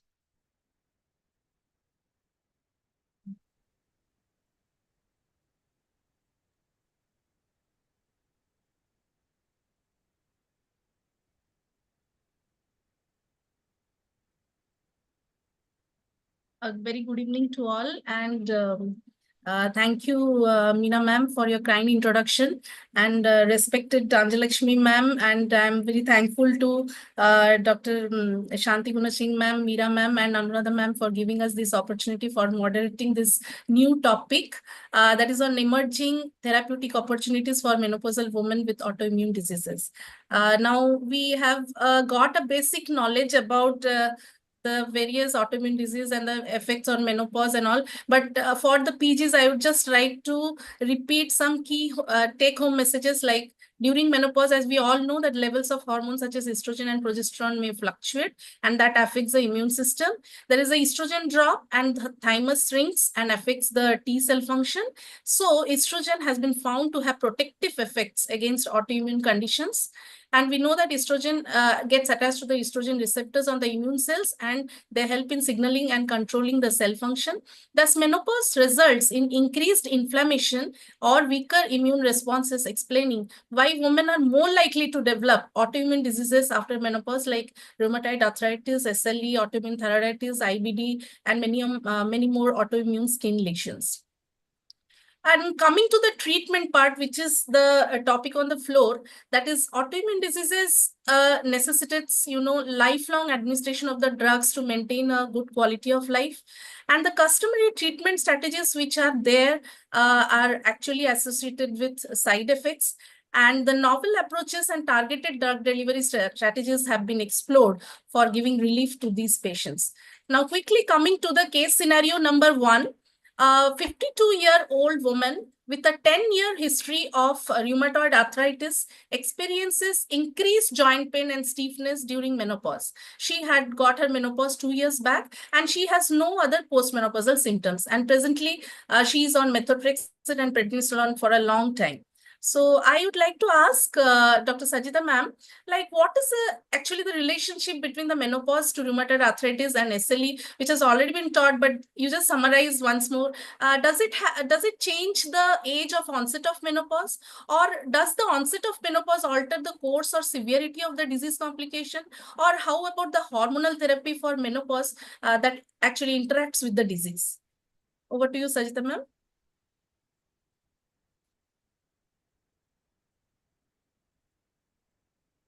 Sajita? Sajita, you are muted. Sajita ma'am? Sorry, ma'am. Thanks, Maitri. At the outset, I would like to thank Shanti Gunasingh ma'am, Meera Raghavan ma'am, and our HOD to give me the opportunity to. So coming to the question, Maitri, can you just show the question, please? Maitri? Hello? Maitri, am I audible? Yeah, that is what. Like, is there any change in the that is what that slide? Yeah, yes. Menopause? Okay. So regarding this thing, I think it's a repetition only of what my previous speakers have done. And so regarding the age of onset of menopause, in all the autoimmune diseases, many of the articles say that there is an association between an early onset of menopause. Especially as Sir was telling, in rheumatoid arthritis, an early onset menopause will increase the severity of rheumatoid arthritis by about 3 times. So that is there. And also in SLE, the same thing, especially if the patient is on a cyclophosphamide therapy, it can induce an early onset of menopause can be there. So early menopause can aggravate the symptoms, and also cyclophosphamide can trigger an early onset of menopause. The second question was regarding the, can you just... yeah, that's what, like, yeah, the does onset of menopause, how does it alter the course and severity? So this again is a repetition. Coming to rheumatoid arthritis, menopause can increase the disease activity. So definitely hormone replacement therapy, majority of the papers show that there is an improvement in disease activity if we start them on hormone replacement therapy. But when we come to SLE, as many of our speakers were telling, there is actually a contradictory thing is there. Many of the papers say that menopause, there is a decrease in the symptoms of SLE. So giving the hormone replacement therapy can result in flare-ups. But there are some good amount of papers which say that the flare-ups are not very much. So now our question is whether to give HRT or not, whether it is advisable in SLE. So there is no clear-cut guidelines as far as I could find. But the papers which I read, from what I could gather was, it is always better to use HRT in SLE with caution. In rheumatoid arthritis, so definitely it is improving the disease activity. But in SLE, always it is with a word of caution. So especially if SLE patients, 30% is associated with antiphospholipid antibodies. So if they have antiphospholipid antibodies, or if they are having an active SLE, or they are at increased risk of cardiovascular diseases, it is always better to avoid HRT in SLE. And if at all in SLE patients, you have to give HRT, because there are papers saying that they don't produce severe flare-ups. It is only a mild flare-up, if at all it may occur. So if we have to give HRT, it is better to go for transdermal estrogen preparations along with progestins. I think I have answered all the three questions, Dr. Maitri. Yeah, thank you, Sajida ma'am. You have covered almost all. I would just like to highlight something like postmenopausal rheumatoid arthritis women are more likely to be seropositive, and there is excess chance of osteoporosis in this patient with menopause. And as you told in SLE, I would like to highlight here that postmenopausal women are less likely to have malar rash, renal disease, leukopenia, positive ANA. So what happens is, due to the absence of these characteristic features, sometimes there is like a difficulty in diagnosis of SLE when there is a new onset SLE in menopause. And second thing is, due to the treatment of cyclophosphamide in SLE, that can induce premature menopause. And another thing is, as in the postmenopausal age group, due to stiffer arteries, higher cumulative organ damage and worsened renal function is seen. And there is also these patients more likely to have vertebral compression fracture as compared to premenopausal women. Now, this question is to Padmanabhan sir. Like, what do you think in this patient, 52 years old, 10 years history of rheumatoid arthritis, the cause of this increased stiffness and pain? Why suddenly after menopause she got this pain? And how can we evaluate this patient, sir? So you have to unmute yourself.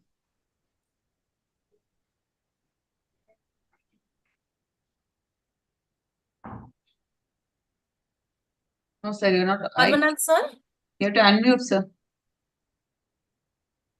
Right here. Okay. Yeah. Yes. So, sorry, okay. Can you tell the question again, Dr. Maitri? Yeah, I just wanted to ask you, sir, what do you think the cause of increased pain in this patient who is known case of rheumatoid arthritis for last 10 years on methotrexate and prednisone? Okay. What is the cause and how can we evaluate this patient? So usually this is the basic fact is we really don't know why patients with arthritis worsen. But I think when it comes to menopause, there seems to be some evidence that the change in hormonal status itself is the reason for worsening of the disease activity, and that is the reason for worsening pain. You see, I'm hoping that is what you want to know, because I think the yes, sir, what I felt is that patient was on corticosteroid therapy or prednisolone therapy for a long time, sir, 10 years. So maybe that has caused like bone loss, and osteoporosis is more, as you know, prednisolone therapy can be associated with reduction in the estrogen and testosterone levels, and researchers have shown that reduced DHEAS levels in postmenopausal postmenopausal women with rheumatoid arthritis have increased risk of osteoporosis. So I think that might be the cause, sir. I also don't know from the So, research. I'll tell We you are all one in thing the though. Osteoporosis is not a cause for pain. Patients do tell they feel exhausted when they have osteoporosis or low bone mass. But the reason for pain is actual inflammation. That is one thing. So there's one more thing. I really did not point this out. Severe fatigue. We do see a lot of fatigue in menopausal and postmenopausal situations. So yeah, there are three reasons though. One is worsening of the disease itself, the arthritis. Second is severe fatigue and osteoporosis and maybe some fractures too. Those three things could be there. And assessment is through questionnaires only. So we ask questions and we examine the patient and we take it from there. Okay. So I hope I answered your question. How will you like to evaluate this patient? Certain anything Yeah. you want to do extra when they come to you at menopause?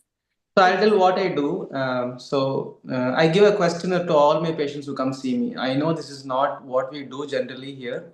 I give a pain scale and I give a questionnaire to assess patient global assessment and fatigue scale. Okay. So and then I'll give the number of joints also. Most patients we give in 4 languages. They tick which all joints are involved.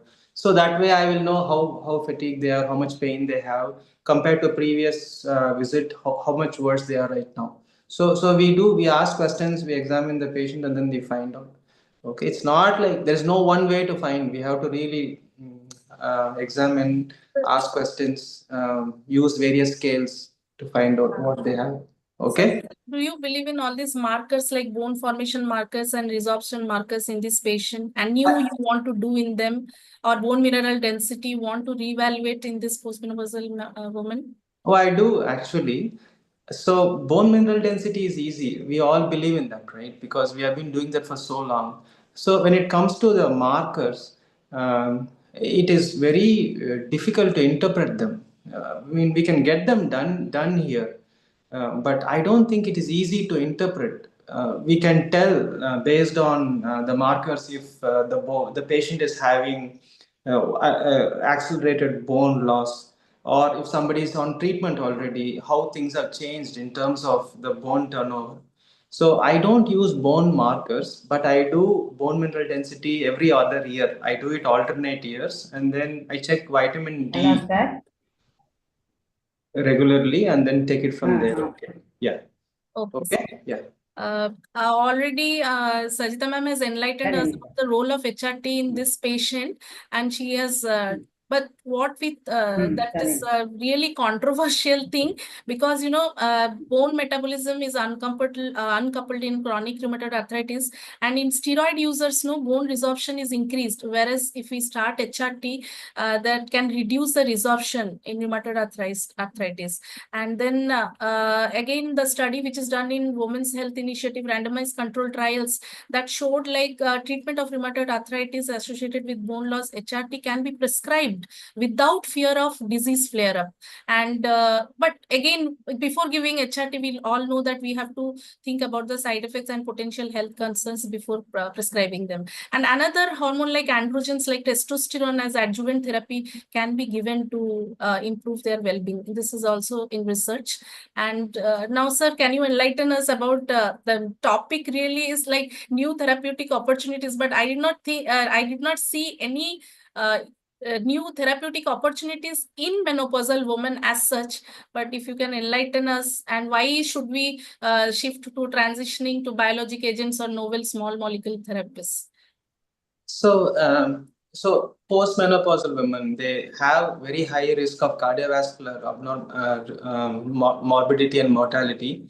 So it is easier if we stick to the medicines that we know already. Like we usually use steroids, and then methotrexate is something which we use a lot. And then there's another molecule called leflunomide. Now, coming to biologics, the safest, I think, postmenopausally is to give a biologic. It's called adalimumab or some protein, because these biologics don't seem to enhance the risk of cardiovascular disease postmenopausally. You also are going to mention, I think, after a few slides about the JAK inhibitors. No? Yes. So those JAK inhibitors, they are not very safe actually postmenopausally, specifically when there is a risk of cardiovascular disease. Like if somebody, so JAK inhibitors increase the risk of blood clots, and also the increased risk of all cardiovascular outcomes, to be honest. If you ask me, a biological agent like adalimumab or other biological agents are probably a bit more safer postmenopausally rather than using a JAK inhibitor like tofacitinib. So that being said, I use all medicines irrespective of the menopausal status, because sometimes the disease is so bad. Because if somebody has really bad arthritis, they will get very severe osteoporosis too over time. So hello. Yeah. So we have to balance the disease activity, making the bones weak, versus the disease activity crippling the patient. Sometimes we have to adjust for other factors, like you treat the cardiovascular status better by controlling blood pressure, sugar, and cholesterol, and then you talk to the cardiologist and then add the medicine. So there is no right or wrong answer. So depending upon the patient's benefit or what you want to do to the patient, I think you can explain the risk and benefit and proceed. Okay. I think I answered your question. Yeah, thank you, sir. Like what I did read about this topic is like conventional therapies for osteoporosis, which we use, actually they slow the turnover, but the new therapeutic opportunities actually prevent further bone loss and augment the skeletal mass. And some parathormone also, like anabolic agents, can be used to decrease the risk of fracture in non-vertebral sites.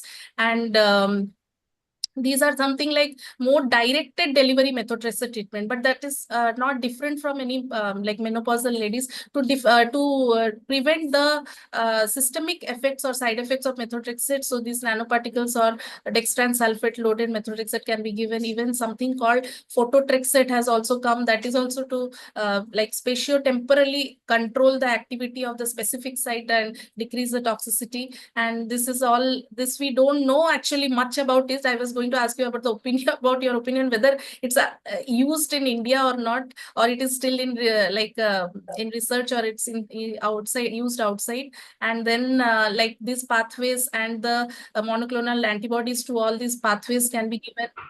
And then this inhibitors, dendritic cell vaccination is also coming as a targeted therapeutic, nanoparticle drug delivery systems, and also prospective novel like mesenchymal stem cell drug delivery system. So actually our knowledge regarding this is very limited. Whether in postmenopausal lady we should give this or not.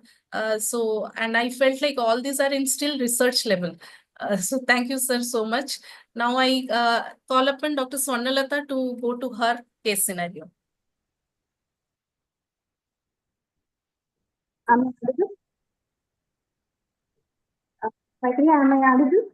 Yeah, you're audible, little bit loud. Okay. Good evening. First, I would like to thank Shanti ma'am and Meera ma'am and our HOD Anuradha ma'am for giving me this opportunity, and my regards to Anjalashmi ma'am. From the previous talks, we learned so many points regarding autoimmune disease.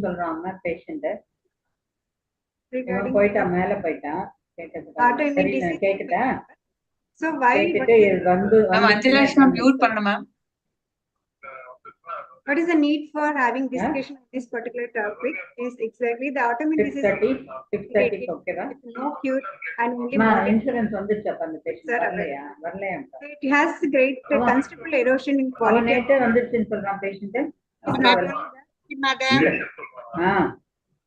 is expensive. So Anjalakshmi ma'am. வீர Raghavan upload பண்ணிருக்காங்க, உங்களுக்கு எப்படியா வரலையா? யாருக்கு வந்துருச்சு? Sivakami patient. சிவகாமியை பத்தி உங்ககிட்ட கேட்கல நானு. இல்ல, சிவகாமிக்கு நான் சொல்லிட்டேன், நான் வந்து பிரேம் கிட்ட அப்ப வந்துச்சு அப்படின்னு நான் ஏற்கனவே சொல்லி வச்சேன். சொல்லு. யாரு? Anjalakshmi ma'am. அப்படியா? They're not muted, ma'am. Anuradha ma'am, can they can mute madam சரி from சரி their ஓகே side. ஓகே. அவரு வந்து சொன்னாரு ரமேஷ் நான் சிஇஓ கிட்ட பேசிட்டேன் அப்படின்னாரு. சரி நான் அவர்கிட்டயும் பேசுறேன். Okay right. இப்போ இந்த பேஷண்ட் அப்ரூவல் வந்துட்டா 6:30க்கு ஆகுது 6:30.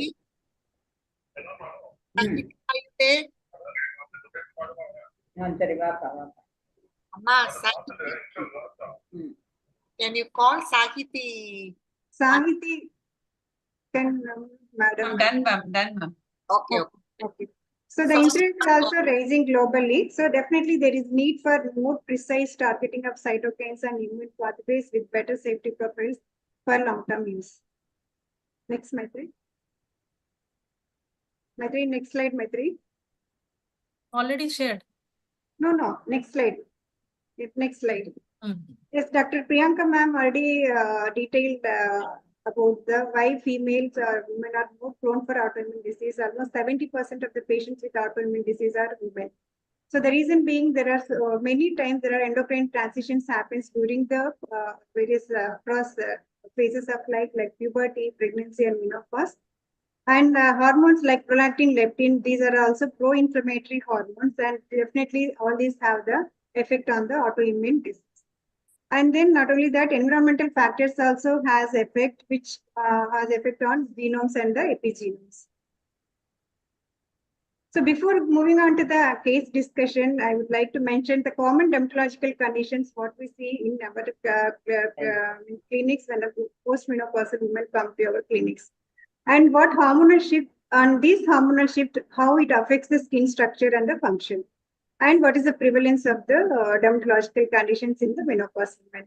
So these are the various skin conditions that we see in our practice, like skin dryness because of reduced moisture. Again, all these changes are because of reduced or decreased levels of the estrogen. So these reduced levels of estrogen causes reduced sebum production and the hyaluronic acid, thereby decreasing the moisture. And skin thinning, again, it is because of reduced estrogen due to decline in the collagen and elastin, and there is exacerbation of existing conditions. And there is change in the skin sensitivity also. That's why these women will be having the flushing symptoms. And definitely there is hair thinning and loss. And atrophic vulva, we know well that is these patients have the atrophic vulvovaginitis. So these are all because of the estrogen changes. And similarly, there is androgen changes also, which causes the hirsutism. So the prevalence is almost 60% of the women attending the menopause clinics are reporting the skin problems. So then coming to the case scenario, 58-year-aged postmenopausal for 8 years with no comorbidities. She presents with the complaints of persistent vaginal itching, discomfort, and pain during sexual intercourse for the past 6 months. And she also reports a change in the her genital areas skin, including the thinning and white patches around the vulva. On examination, there is a general examination, our abdomen examinations are normal. And local examination, there are white atrophic patches on the vulvar skin and vaginal mucosa appears dry and thin, and there is no sign of infection and no obvious palpable mass in the external genitalia. So, Dr. Shraddha ma'am, then what would be the probable diagnosis and what are the various differential diagnoses for this particular skin lesions? Yes. So commonly these around menopause, postmenopausal women complain of severe itching. They may not even see the patches sometimes. And most of the times it's either examined by the gynecologist or the dermatologist. They have depigmented sclerotic patches, and that is most common is lichen sclerosis. The closest differential diagnosis to this condition will be vitiligo, but because of the depigmentation. But the difference here is there will be sclerosis along with severe itching, pruritus, and burning sensation also is possible. So how to differentiate it from other skin conditions, like what the common conditions we see, like psoriasis and genital? Correct. Yes, ma'am. So the common, clinically, it's quite distinguished, and 99% of the times there is no requirement of other differential diagnosis. But however, as you erosive lichen planus, SEC, chronic dermatitis, eczemas, lichen simplex chronicus, all candidiasis, vitiligo, all these conditions can be the close differential diagnosis, but usually it's not required. But always a skin biopsy is definitely mandatory in patients with a suspicion of lichen sclerosis. Skin biopsy, whether we go after, means if the treatment, the patient is not responding to the treatment, then only we need to take skin biopsy, or in the beginning itself, we have to go for skin biopsy. Beginning itself, you have to have a skin biopsy. Although this is not a pre-malignant condition, the risk of SCC in a later date is always possible. So we have to have a baseline skin biopsy in all patients with when you diagnose a lichen sclerosis. What other investigations would you like to do for this patient, ma'am? See, next slide, Maitri. Most commonly, we can do a dermoscopy, we can do other things, but the skin biopsy is first. And of course, the pap smear and the other things which the gynecologist will also do. But apart from that, you don't need to do any other. And of course, for the treatment purpose, you might need a blood CBC, LFT, creatinine, urine protein. But otherwise, other investigations we don't usually do. Like STI testing or even HPV, we don't do it if it is lichen sclerosis per se. If there's a coexisting other STDs or herpes, then we do. So skin biopsy is enough in this case scenario. Yes, yes, yes. What are the challenges to diagnose if the patient presents like with these symptoms, or in diagnosing lichen sclerosis?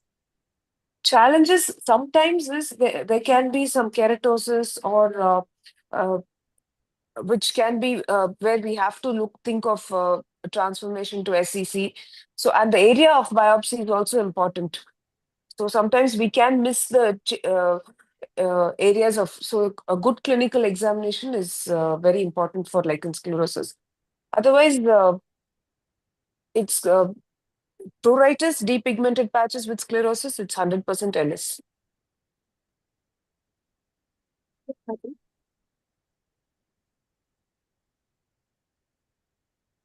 Next slide. Next slide. So what are the goals of treatment and what are the various treatment options are available for this? Yes. So first thing is we have to halt the disease progression. That by doing that, you will give symptomatic relief and also prevent the transformation and also other complications like narrowing of the the urethral narrowing. So, other dyspareunia, all these things can be prevented if we halt the disease progression. And the commonest treatment that we give is topical steroids, a potent topical steroid. Again, topical tacrolimus is also given, but that is calcineurin inhibitor. But the thing is, we have to closely monitor for the risk of transformation with topical tacrolimus. The first line of management is topical steroid treatment. Yes, yes, yes, ma'am. And can you just put a word on what is the vulvar care, madam? Can advise the patients? No specific care, normal keeping it clean, that soap and water, that's all, nothing else. If it doesn't respond to topicals, that's when we will want to give systemic medications. Maybe you can advise the patient not to use fragrance or any fragrance. Yeah, sometimes people repeatedly wash with hot water because of the itching. Sometimes they use even Dettol. All those things we advise not to do. Clothing, or they can use the emollients and the stitch parts for yes. And apart from this, for any patient, definitely these three are very important. If the patient is having any local, external genital symptoms like patient education and psychological support and sexual health counseling. And yes, definitely there is we need to approach patient through the multidisciplinary team involving the dermatologist and nephrologist and gynecologist. Next, Maitri. So what are the procedural options available and when we go for the procedures now? So only if there is complications, that is intrauterine stenosis or pneumonia, then you can we refer to a surgeon or, gynecologist for a treatment. But laser therapy, we don't do, ma'am, mostly. Excision biopsy in suspicious cases, yes. In surgical release, is there any prophylactically we need to give any local ointment applications? And what is the follow-up advice for the patient to be given after surgical release? You're asking me, ma'am? Yes, ma'am. So surgical, okay. There is no specific prophylaxis or pre things that needs to be done for a surgical release. But usually, I think it's done under sedation by the surgeon. And post as usual, a post-op care. That's it. Next, thank you. Next, Maitri. So this is the actual topic. What are the emerging therapeutic options available for lichen sclerosis? So, ma'am, that's what. Apart from steroids, orally we can give mycophenolate mofetil. We can give methotrexate. So far, these are the drugs that are proven and safe in lichen sclerosis atrophics. Go for methotrexate, this immunomodulators. Yes, methotrexate and mycophenolate mofetil. So These only two. if the patient is not responding or if there is recurrence, then only go for methotrexate. Yes, ma'am. Those who don't respond to topicals. Then about this therapies, ma'am, platelet-rich plasma, fractional carbon dioxide laser. I don't think it's feasible, or it's. So this I haven't gone through literature on this, ma'am, but again, PRP in releasing the fibrosis to some extent, yes, but otherwise, I don't think it has any therapeutic value in lichen sclerosis. These are in still under investigation procedure. Okay, anyway, these newer therapeutics like PRP delivers growth factors that promote tissue repair and regeneration. It can be given as intradermal or subdermal injection. And some studies suggest that there is a symptom relief, skin quality improvement, and histological improvement also. And the next one is the carbon dioxide laser and ag laser therapy. It stimulates the collagen remodeling and epithelial regeneration. And again, as for PRP, here also there is improvement in symptoms, elasticity, and architecture. And it may be beneficial in steroid resistant or relapsing cases. And then the next one is JAK inhibitors. It targets the cytokine signaling, which is the main factor involved in autoimmune diseases. For example, tofacitinib and ruxolitinib, and the stem cell therapy and use of autologous adipose-derived stem cells or mesenchymal stem cells to regenerate vulvar tissue. It is often combined with the fat grafting or the PRP. And topical retinoids regulate keratinocyte differentiation and reduce inflammation. Example, tridamine and adapalene. And photodynamic therapy here photosensitizer will be used, which is activated by light to destroy the abnormal cells. And as Madam said, the low-dose immune modulating agents like low-dose methotrexate and systemic retinoids, hydroxychloroquine. Next slide, Maitri.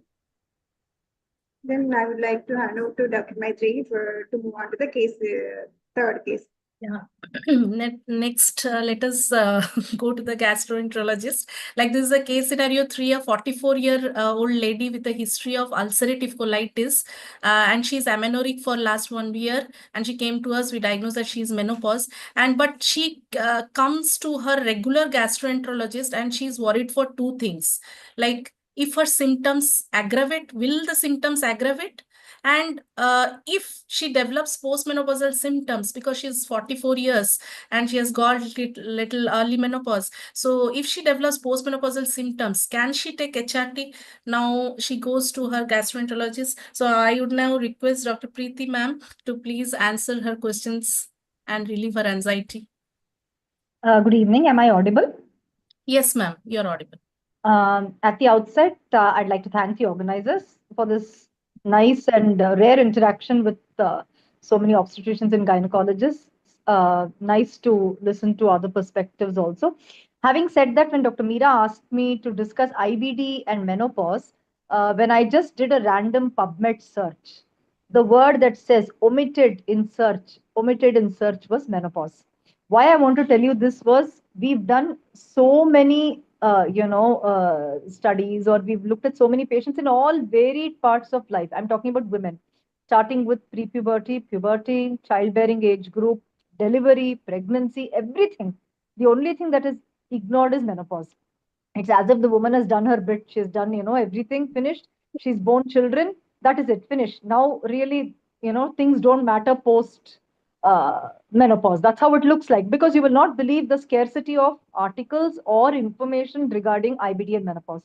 Having said that, the few articles that are present or are there have found that there is possibly an earlier onset of menopause in people with IBD. That also depends on the nature of disease, whether disease is quiescent or whether disease is active. If it is active, even more so, more than 2 to 3 years earlier than normal women. Having said that, inflammatory bowel disease, either Crohn's or ulcerative colitis, is mainly a disease of the young. In the sense, you see it most often in the adolescent age group, second and third decade.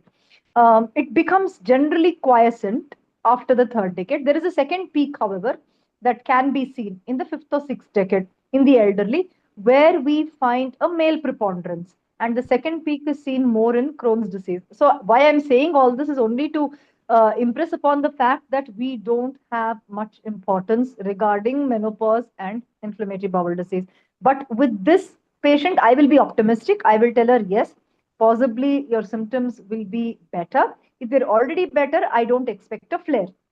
And if you are in a semi-active disease, we expect you to feel a little better. There are studies to say that there is aggravation, but there are more studies which are positive for women in menopause. First thing. Coming to HRT, HRT is beneficial. In fact, with a double-edged, it is a double-edged weapon. Estrogen is beneficial. It can be deleterious as well.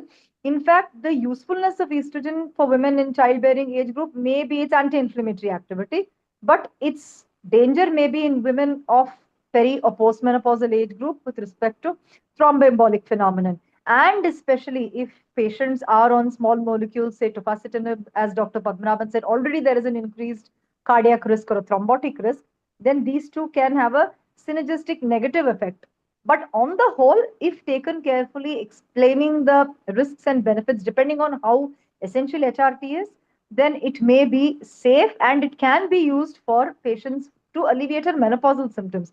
However, the IBD symptoms I do not think will play up when she reaches menopause. You're very much correct, ma'am. Thank you. Actually, I also went through the literatures and then only made these slides. But still, it shows like HRT's influence is still in IBD controversial. But one study which is done in 2023, with they have said like postmenopausal IBD women who underwent HRT therapy showed improvement in their disease symptoms following HRT, and they have showed also that how exogenous therapy which get attached in the mice they had done with which gets attached to the beta cell estrogen, beta receptors in the gut. The mice who are knocked out of that beta receptors, in those mice, the ulcerative colitis exaggerated, it seems. So exogenous estrogen therapy is actually beneficial, what they tell. So as you told, ma'am, we can be optimistic and tell her that if you at all develop postmenopausal symptoms, you can go for HRT, and always thinking about her the side effects, like and taking her full history about her other comorbidities. Again, coming to the topic is like, what are the newer therapeutic options? Ma'am, can you just highlight? I think it's all the same in all the autoimmune diseases. See, all the, yes, I Yeah. absolutely agree. You've given us so many, options here. To be very honest, emerging therapies, these have been, there for a while, including FMT and stem cell, all controversial, and all used mainly as last-ditch efforts if others fail. For example, we do not find any significant benefit of induction of remission. It might be temporary alleviation of symptoms, say with FMT. Stem cell therapy, very guarded, not approved or not in the treatment armamentarium at all of IBD across any age group. Definitely not menopause, which is the least studied age group.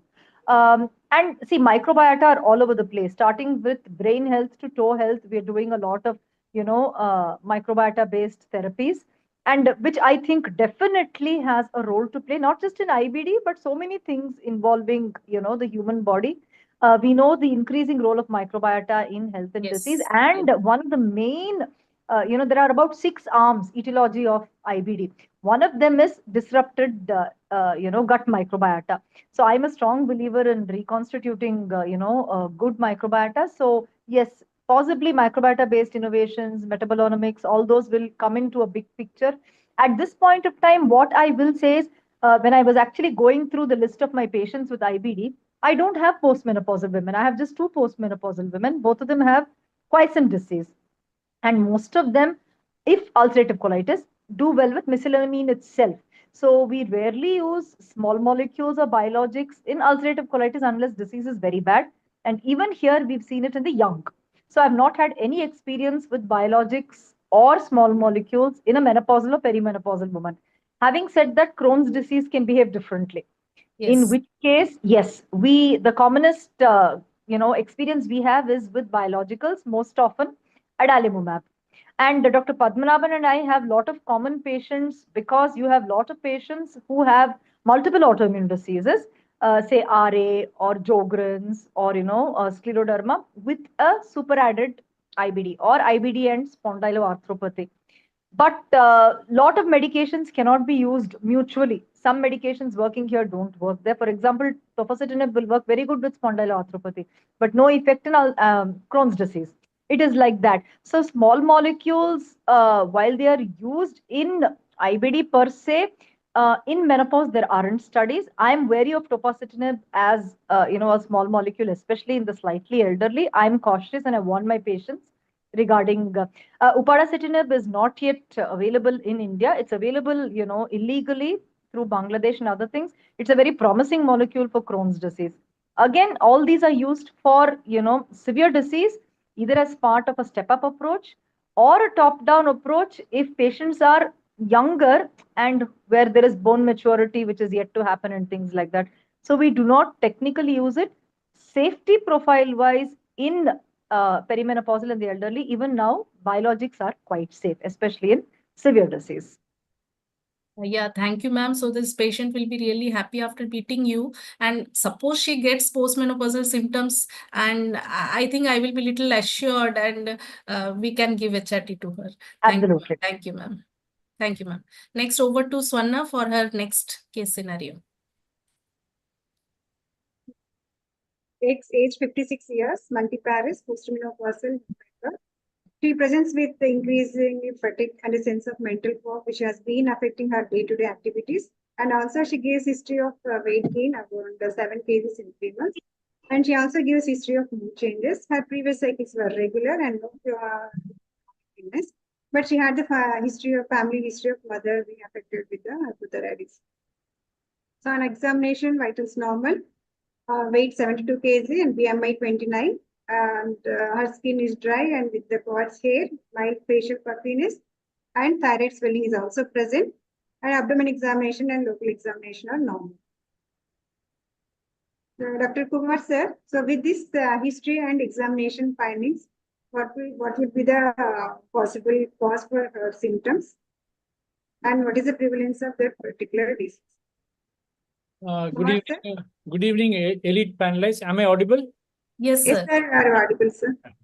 So looking at this looks like a straightaway case of hypothyroidism. You look at this patient with the weight gain, you have a mental fogging, depression, history of hypothyroidism in the family, and she also has goiter. So looks is a clinically, it looks very much which fits into hypothyroidism. Then cause of hypothyroidism, we have to find out because there are so many causes that can produce hypothyroidism. And since today the theme of discussion is based upon autoimmune diseases, then what could come as a part of a differential diagnosis could be that we need to look at thyroiditis. And when you talk about thyroiditis, because this has assumed prevalence much more than. So 13% was pre-COVID.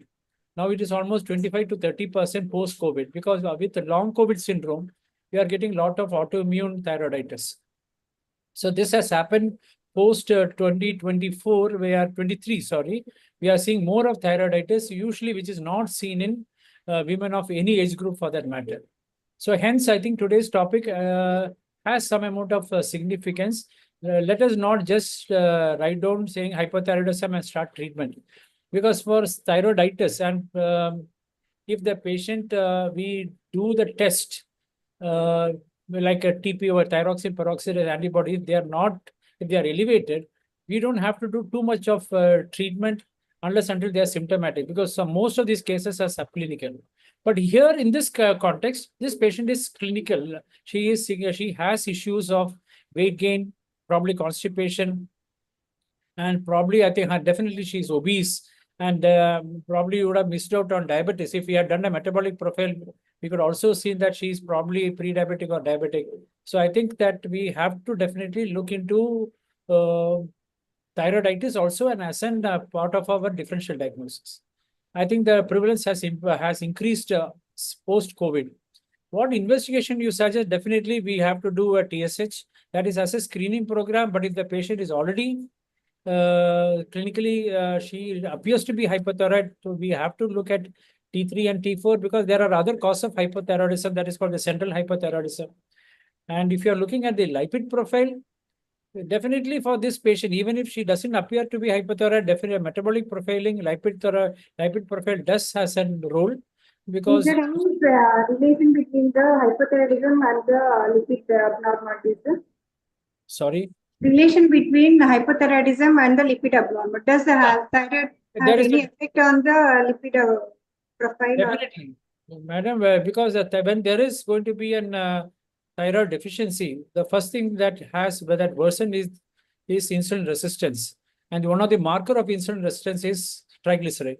You can see the triglyceride going very high. So when we have hypertriglyceridemia below the level of 400, and you have hypothyroidism, treat hypothyroidism, triglycerides automatically will come down. So you don't have to give any drug exclusive to reduce triglyceride, because we have fibrate derivatives. So we don't have to give such fibric acid derivatives for such condition. Treat the thyroid to euthyroid state. Definitely you can see improvement in triglyceride. HDL may be on the lower side. That is part of the what you call the metabolic syndrome that we are talking about. High triglyceride, low HDL, and LDL can be normal or close to normal, but it may have small dense LDL. So this is an atherogenic profile. So you may have a small dense LDL. Number-wise, there won't be much of a change in the LDL. So lipid profile has to be done in cases of hypothyroidism in the menopausal woman. Okay, the patient here, in this case, the patient is having symptoms. Suppose in case the patient is not having any symptoms, hypothyroid symptoms, and routine evaluation thyroid profile has been done. So at what level you would like to put her on treatment? Patient is not having any treatment. So patient, difference between the menopausal woman and the premenopausal woman in the TSH values, and when to go for the treatment based on the TSH values alone. The patient is asymptomatic. Yeah. So in a patient, if you are not just focusing on the subpopulation of menopausal women, basically we are looking at the TSH values. If it is below 10, we don't give treatment if the patient has clinically no symptoms of hypo or any thyroid disorder. We don't give. So this is called the subclinical hypothyroidism. If the patient had definitely had some a non-thyroidal illness, she had been admitted with a viral infection recently, and within 3 to 4 days we do a thyroid test, that can also will be a non-thyroid illness where we don't have to treat, which is called, erstwhile it was called sick euthyroid. But in this specific context of menopausal women, what we see is that the effect of the declining levels of estrogen on thyroid function leads to increase in the TSH values.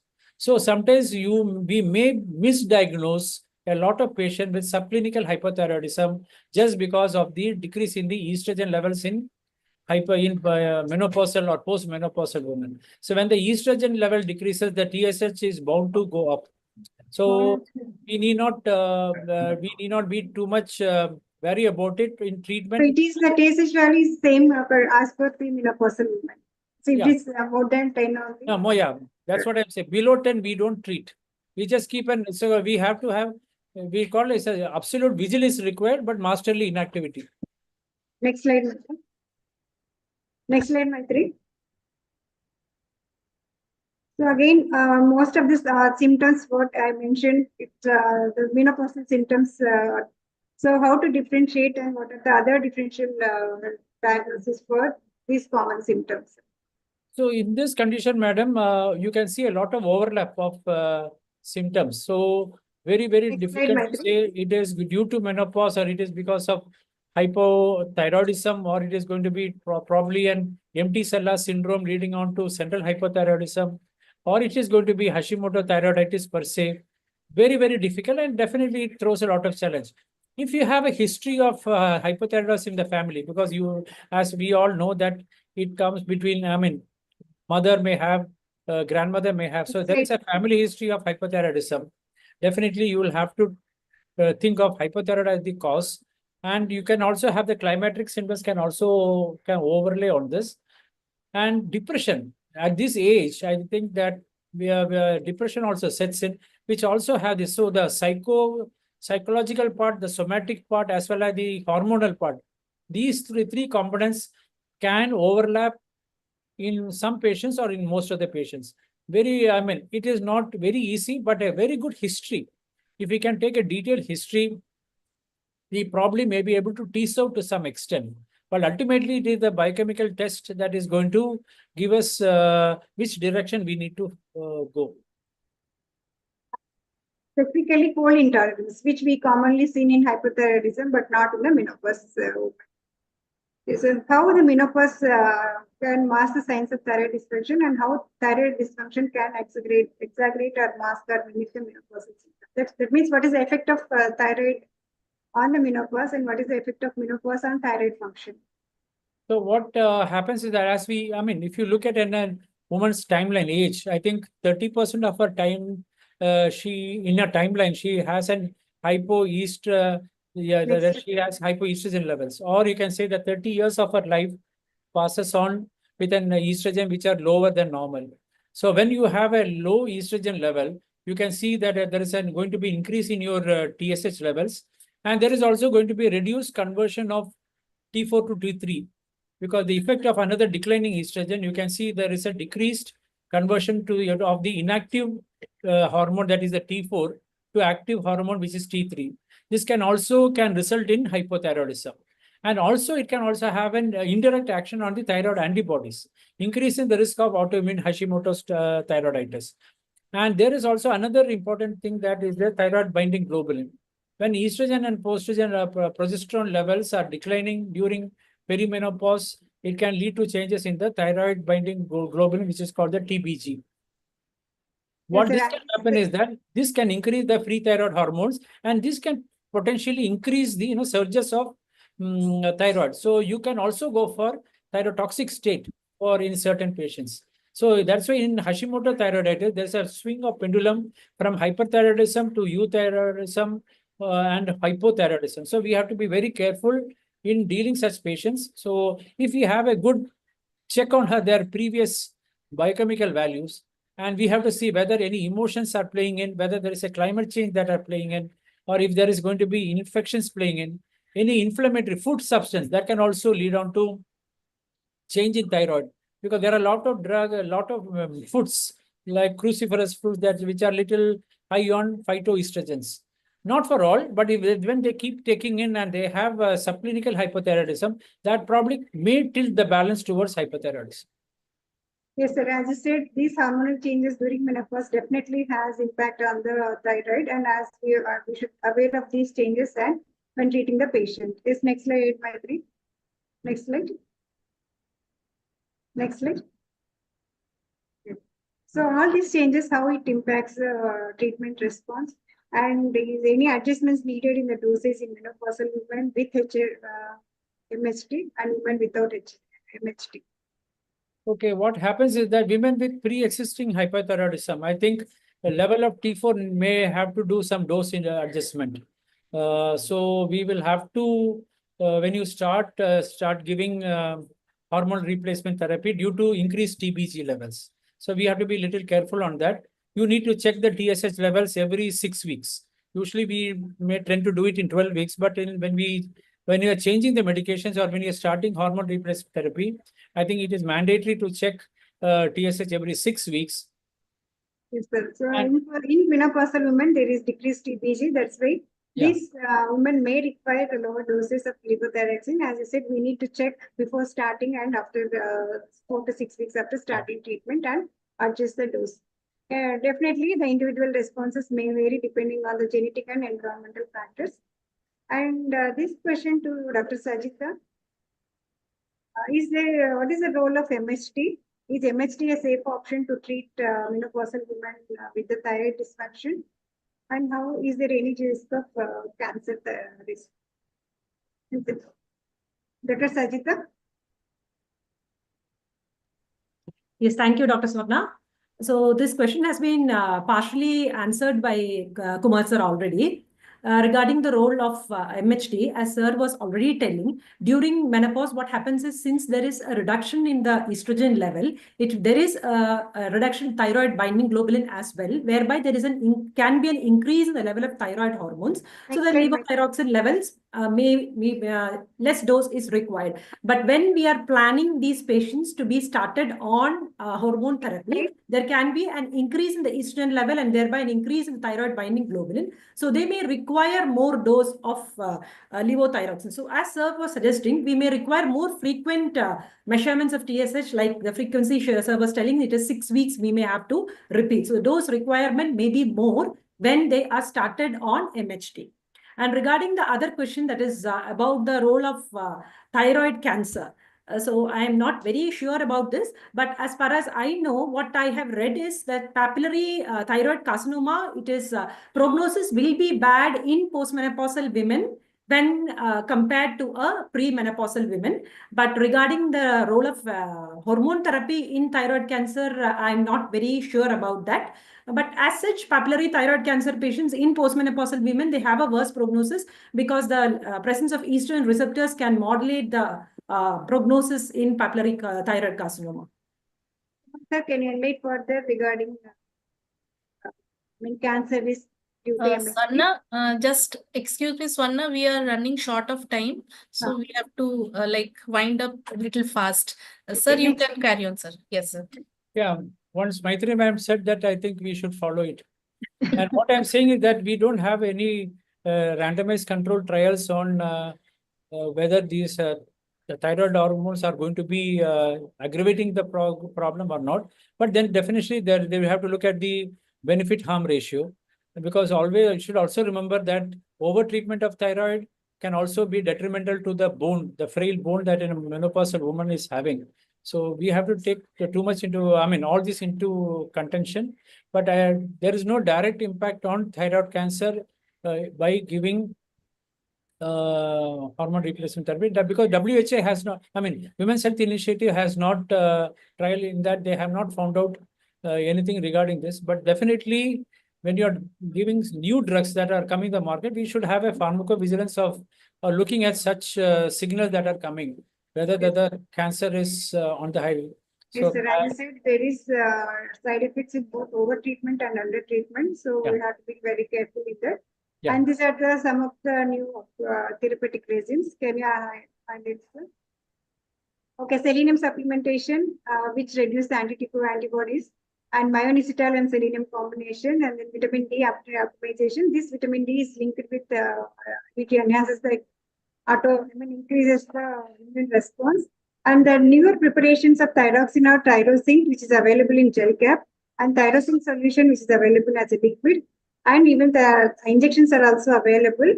And there are some studies which said that metformin can impact TSH levels as well as the thyroid antibodies, and one can use metformin for the Hashimoto's thyroiditis. So there are other therapies also, like combination therapy using both the T4 and T3, but we should be very careful in using menopausal women because of cardiac and bone disease from due to T3. And desiccated thyroid extract, which contains all the three, that is T2, T3 and T4, and calcitonin. And then other options are that is exactly the probiotics and prebiotics definitely has a role in the autoimmune diseases because it causes the leaky gut. So by using these prebiotics, we can reduce the autoimmune response. And other therapies are the biological and targeted therapies like monoclonal antibodies and the immune modulators, which target the specific autoimmune purpose like anti-CD20. So this is very important. We have to advise the patients on the lifestyle and integrated therapies like the diet and the exercise, as sir already mentioned. And stress reduction management and sleep hygiene is also important to reduce the autoimmune effect. Next slide, Maitri. These are done under research, that is low-dose naltrexone, stem cell therapy, microbiome targeted drugs, and nutraceutical blends. Thank you, sir. So thank you all the panelists, we got a huge knowledge from you. But what I understood and I think what is the take home message is if a menopausal woman comes with autoimmune disease, we have to sit definitely with the multidisciplinary people and it has to be a multidisciplinary approach. And again, the treatment has to be individualized. So menopause itself has effect on the important systems like the cardiac and skeletal and CNS. And on top of that, this autoimmune disease has additive effect, side effects on these systems. That's why we should be very careful and approach the patient through the multidisciplinary team. Thank you. I thank the Dr. moderators. Maitreyi, Dr. Swarnalata, and all the panelists. Ma'am, chairperson, ma'am, any. No, I just wanted to thank them for a very interactive session. And I think it left us with a lot of new therapies and lifestyle changes for all and more empathy for the woman who comes to us with this complex problem of menopause and autoimmune diseases. Thank you very much. Thank you. Thank you. I thank all the panelists for the wonderful discussion. Thank you. Thank you all. Now we'll go for the vote of thanks. I'll request Dr. Kanagu ma'am to give the vote of thanks. Yeah. It's Dr. Kanagu ma'am is undergraduate from Stanley Medical College. I think this is actually a little too long. We would like I'll to just tell the Yes, ma'am. Yes, ma'am. She's the director KM Hospital's IVF Center. Thank you, ma. It's my pleasant duty to say the vote of thanks today. It's already very late. I'll make it very brief. The chief guest, Dr. Meeta Singh, has been excellent in coming to this session and has graciously attended the program with a lot of inputs and also asked people to join the IMS community. The guest of honor, Dr. Anjalakshi Chandrasekhar, has given her ideas and enlightened us. In the section 1, the chairpersons, Dr. Rajalakshmi, Dr. Saraswati Tripathi, and Dr. Mrinalini from Kadalur Medical College chaired the session very well with the three wonderful speakers, Dr. G.S. Shanti, Dr. Priyanka Mehta, and Dr. Padmanabhan, who put in a lot of insight into their own topics and made us a little better in this difficult topic of autoimmune diseases. The quiz was a really difficult one, and I don't know who is winning and when the results will come out. The next panel which we had was really wonderful with 4 sessions chaired by Dr. T.S. Meena and Dr. Swarnalata and Maitreyi being the moderators. The panelists, Dr. Padmanabhan, Dr. Preeti, Dr. J.S. Kumar, Dr. Sajita Kumari, and Dr. Shraddha had shed a lot of light on what we knew a little less. And now we have interest in what is going on. And Dr. Anuradha, the Master of Ceremonies, has made the whole session go seemingly along with Sahiti from SHIELD. I thank all for their participation in making this webinar a very useful and interesting one. Thank you. Thank you, ma'am. Thank you, ma'am. Thank you all for a wonderful talk and wonderful discussion. Thank you, ma'am. I thank Shanti, ma'am, for giving me the opportunity to organize this program. Yeah. We will have the quiz results. Yes, now, ma'am. please. Yeah. So, congratulations. The first prize goes to Bhavya Gidaluru, and second, Usha V, and third, Ilekya. Congratulations. It's really interesting to note that, I do not know whether they are our CMS members. Madam, Bhavya Kitar is our Bhavya is- postgraduate. Now Okay. only. Don't we are She has CMS. given the CIMP exam also, ma'am. Thank you. Thank you, Priyanka. Thank you. Thank you, everybody. It was wonderful to learn so much. Camera so that we have a photo. Yes, ma'am. Preeti, can you take Swarna? Yes, ma'am.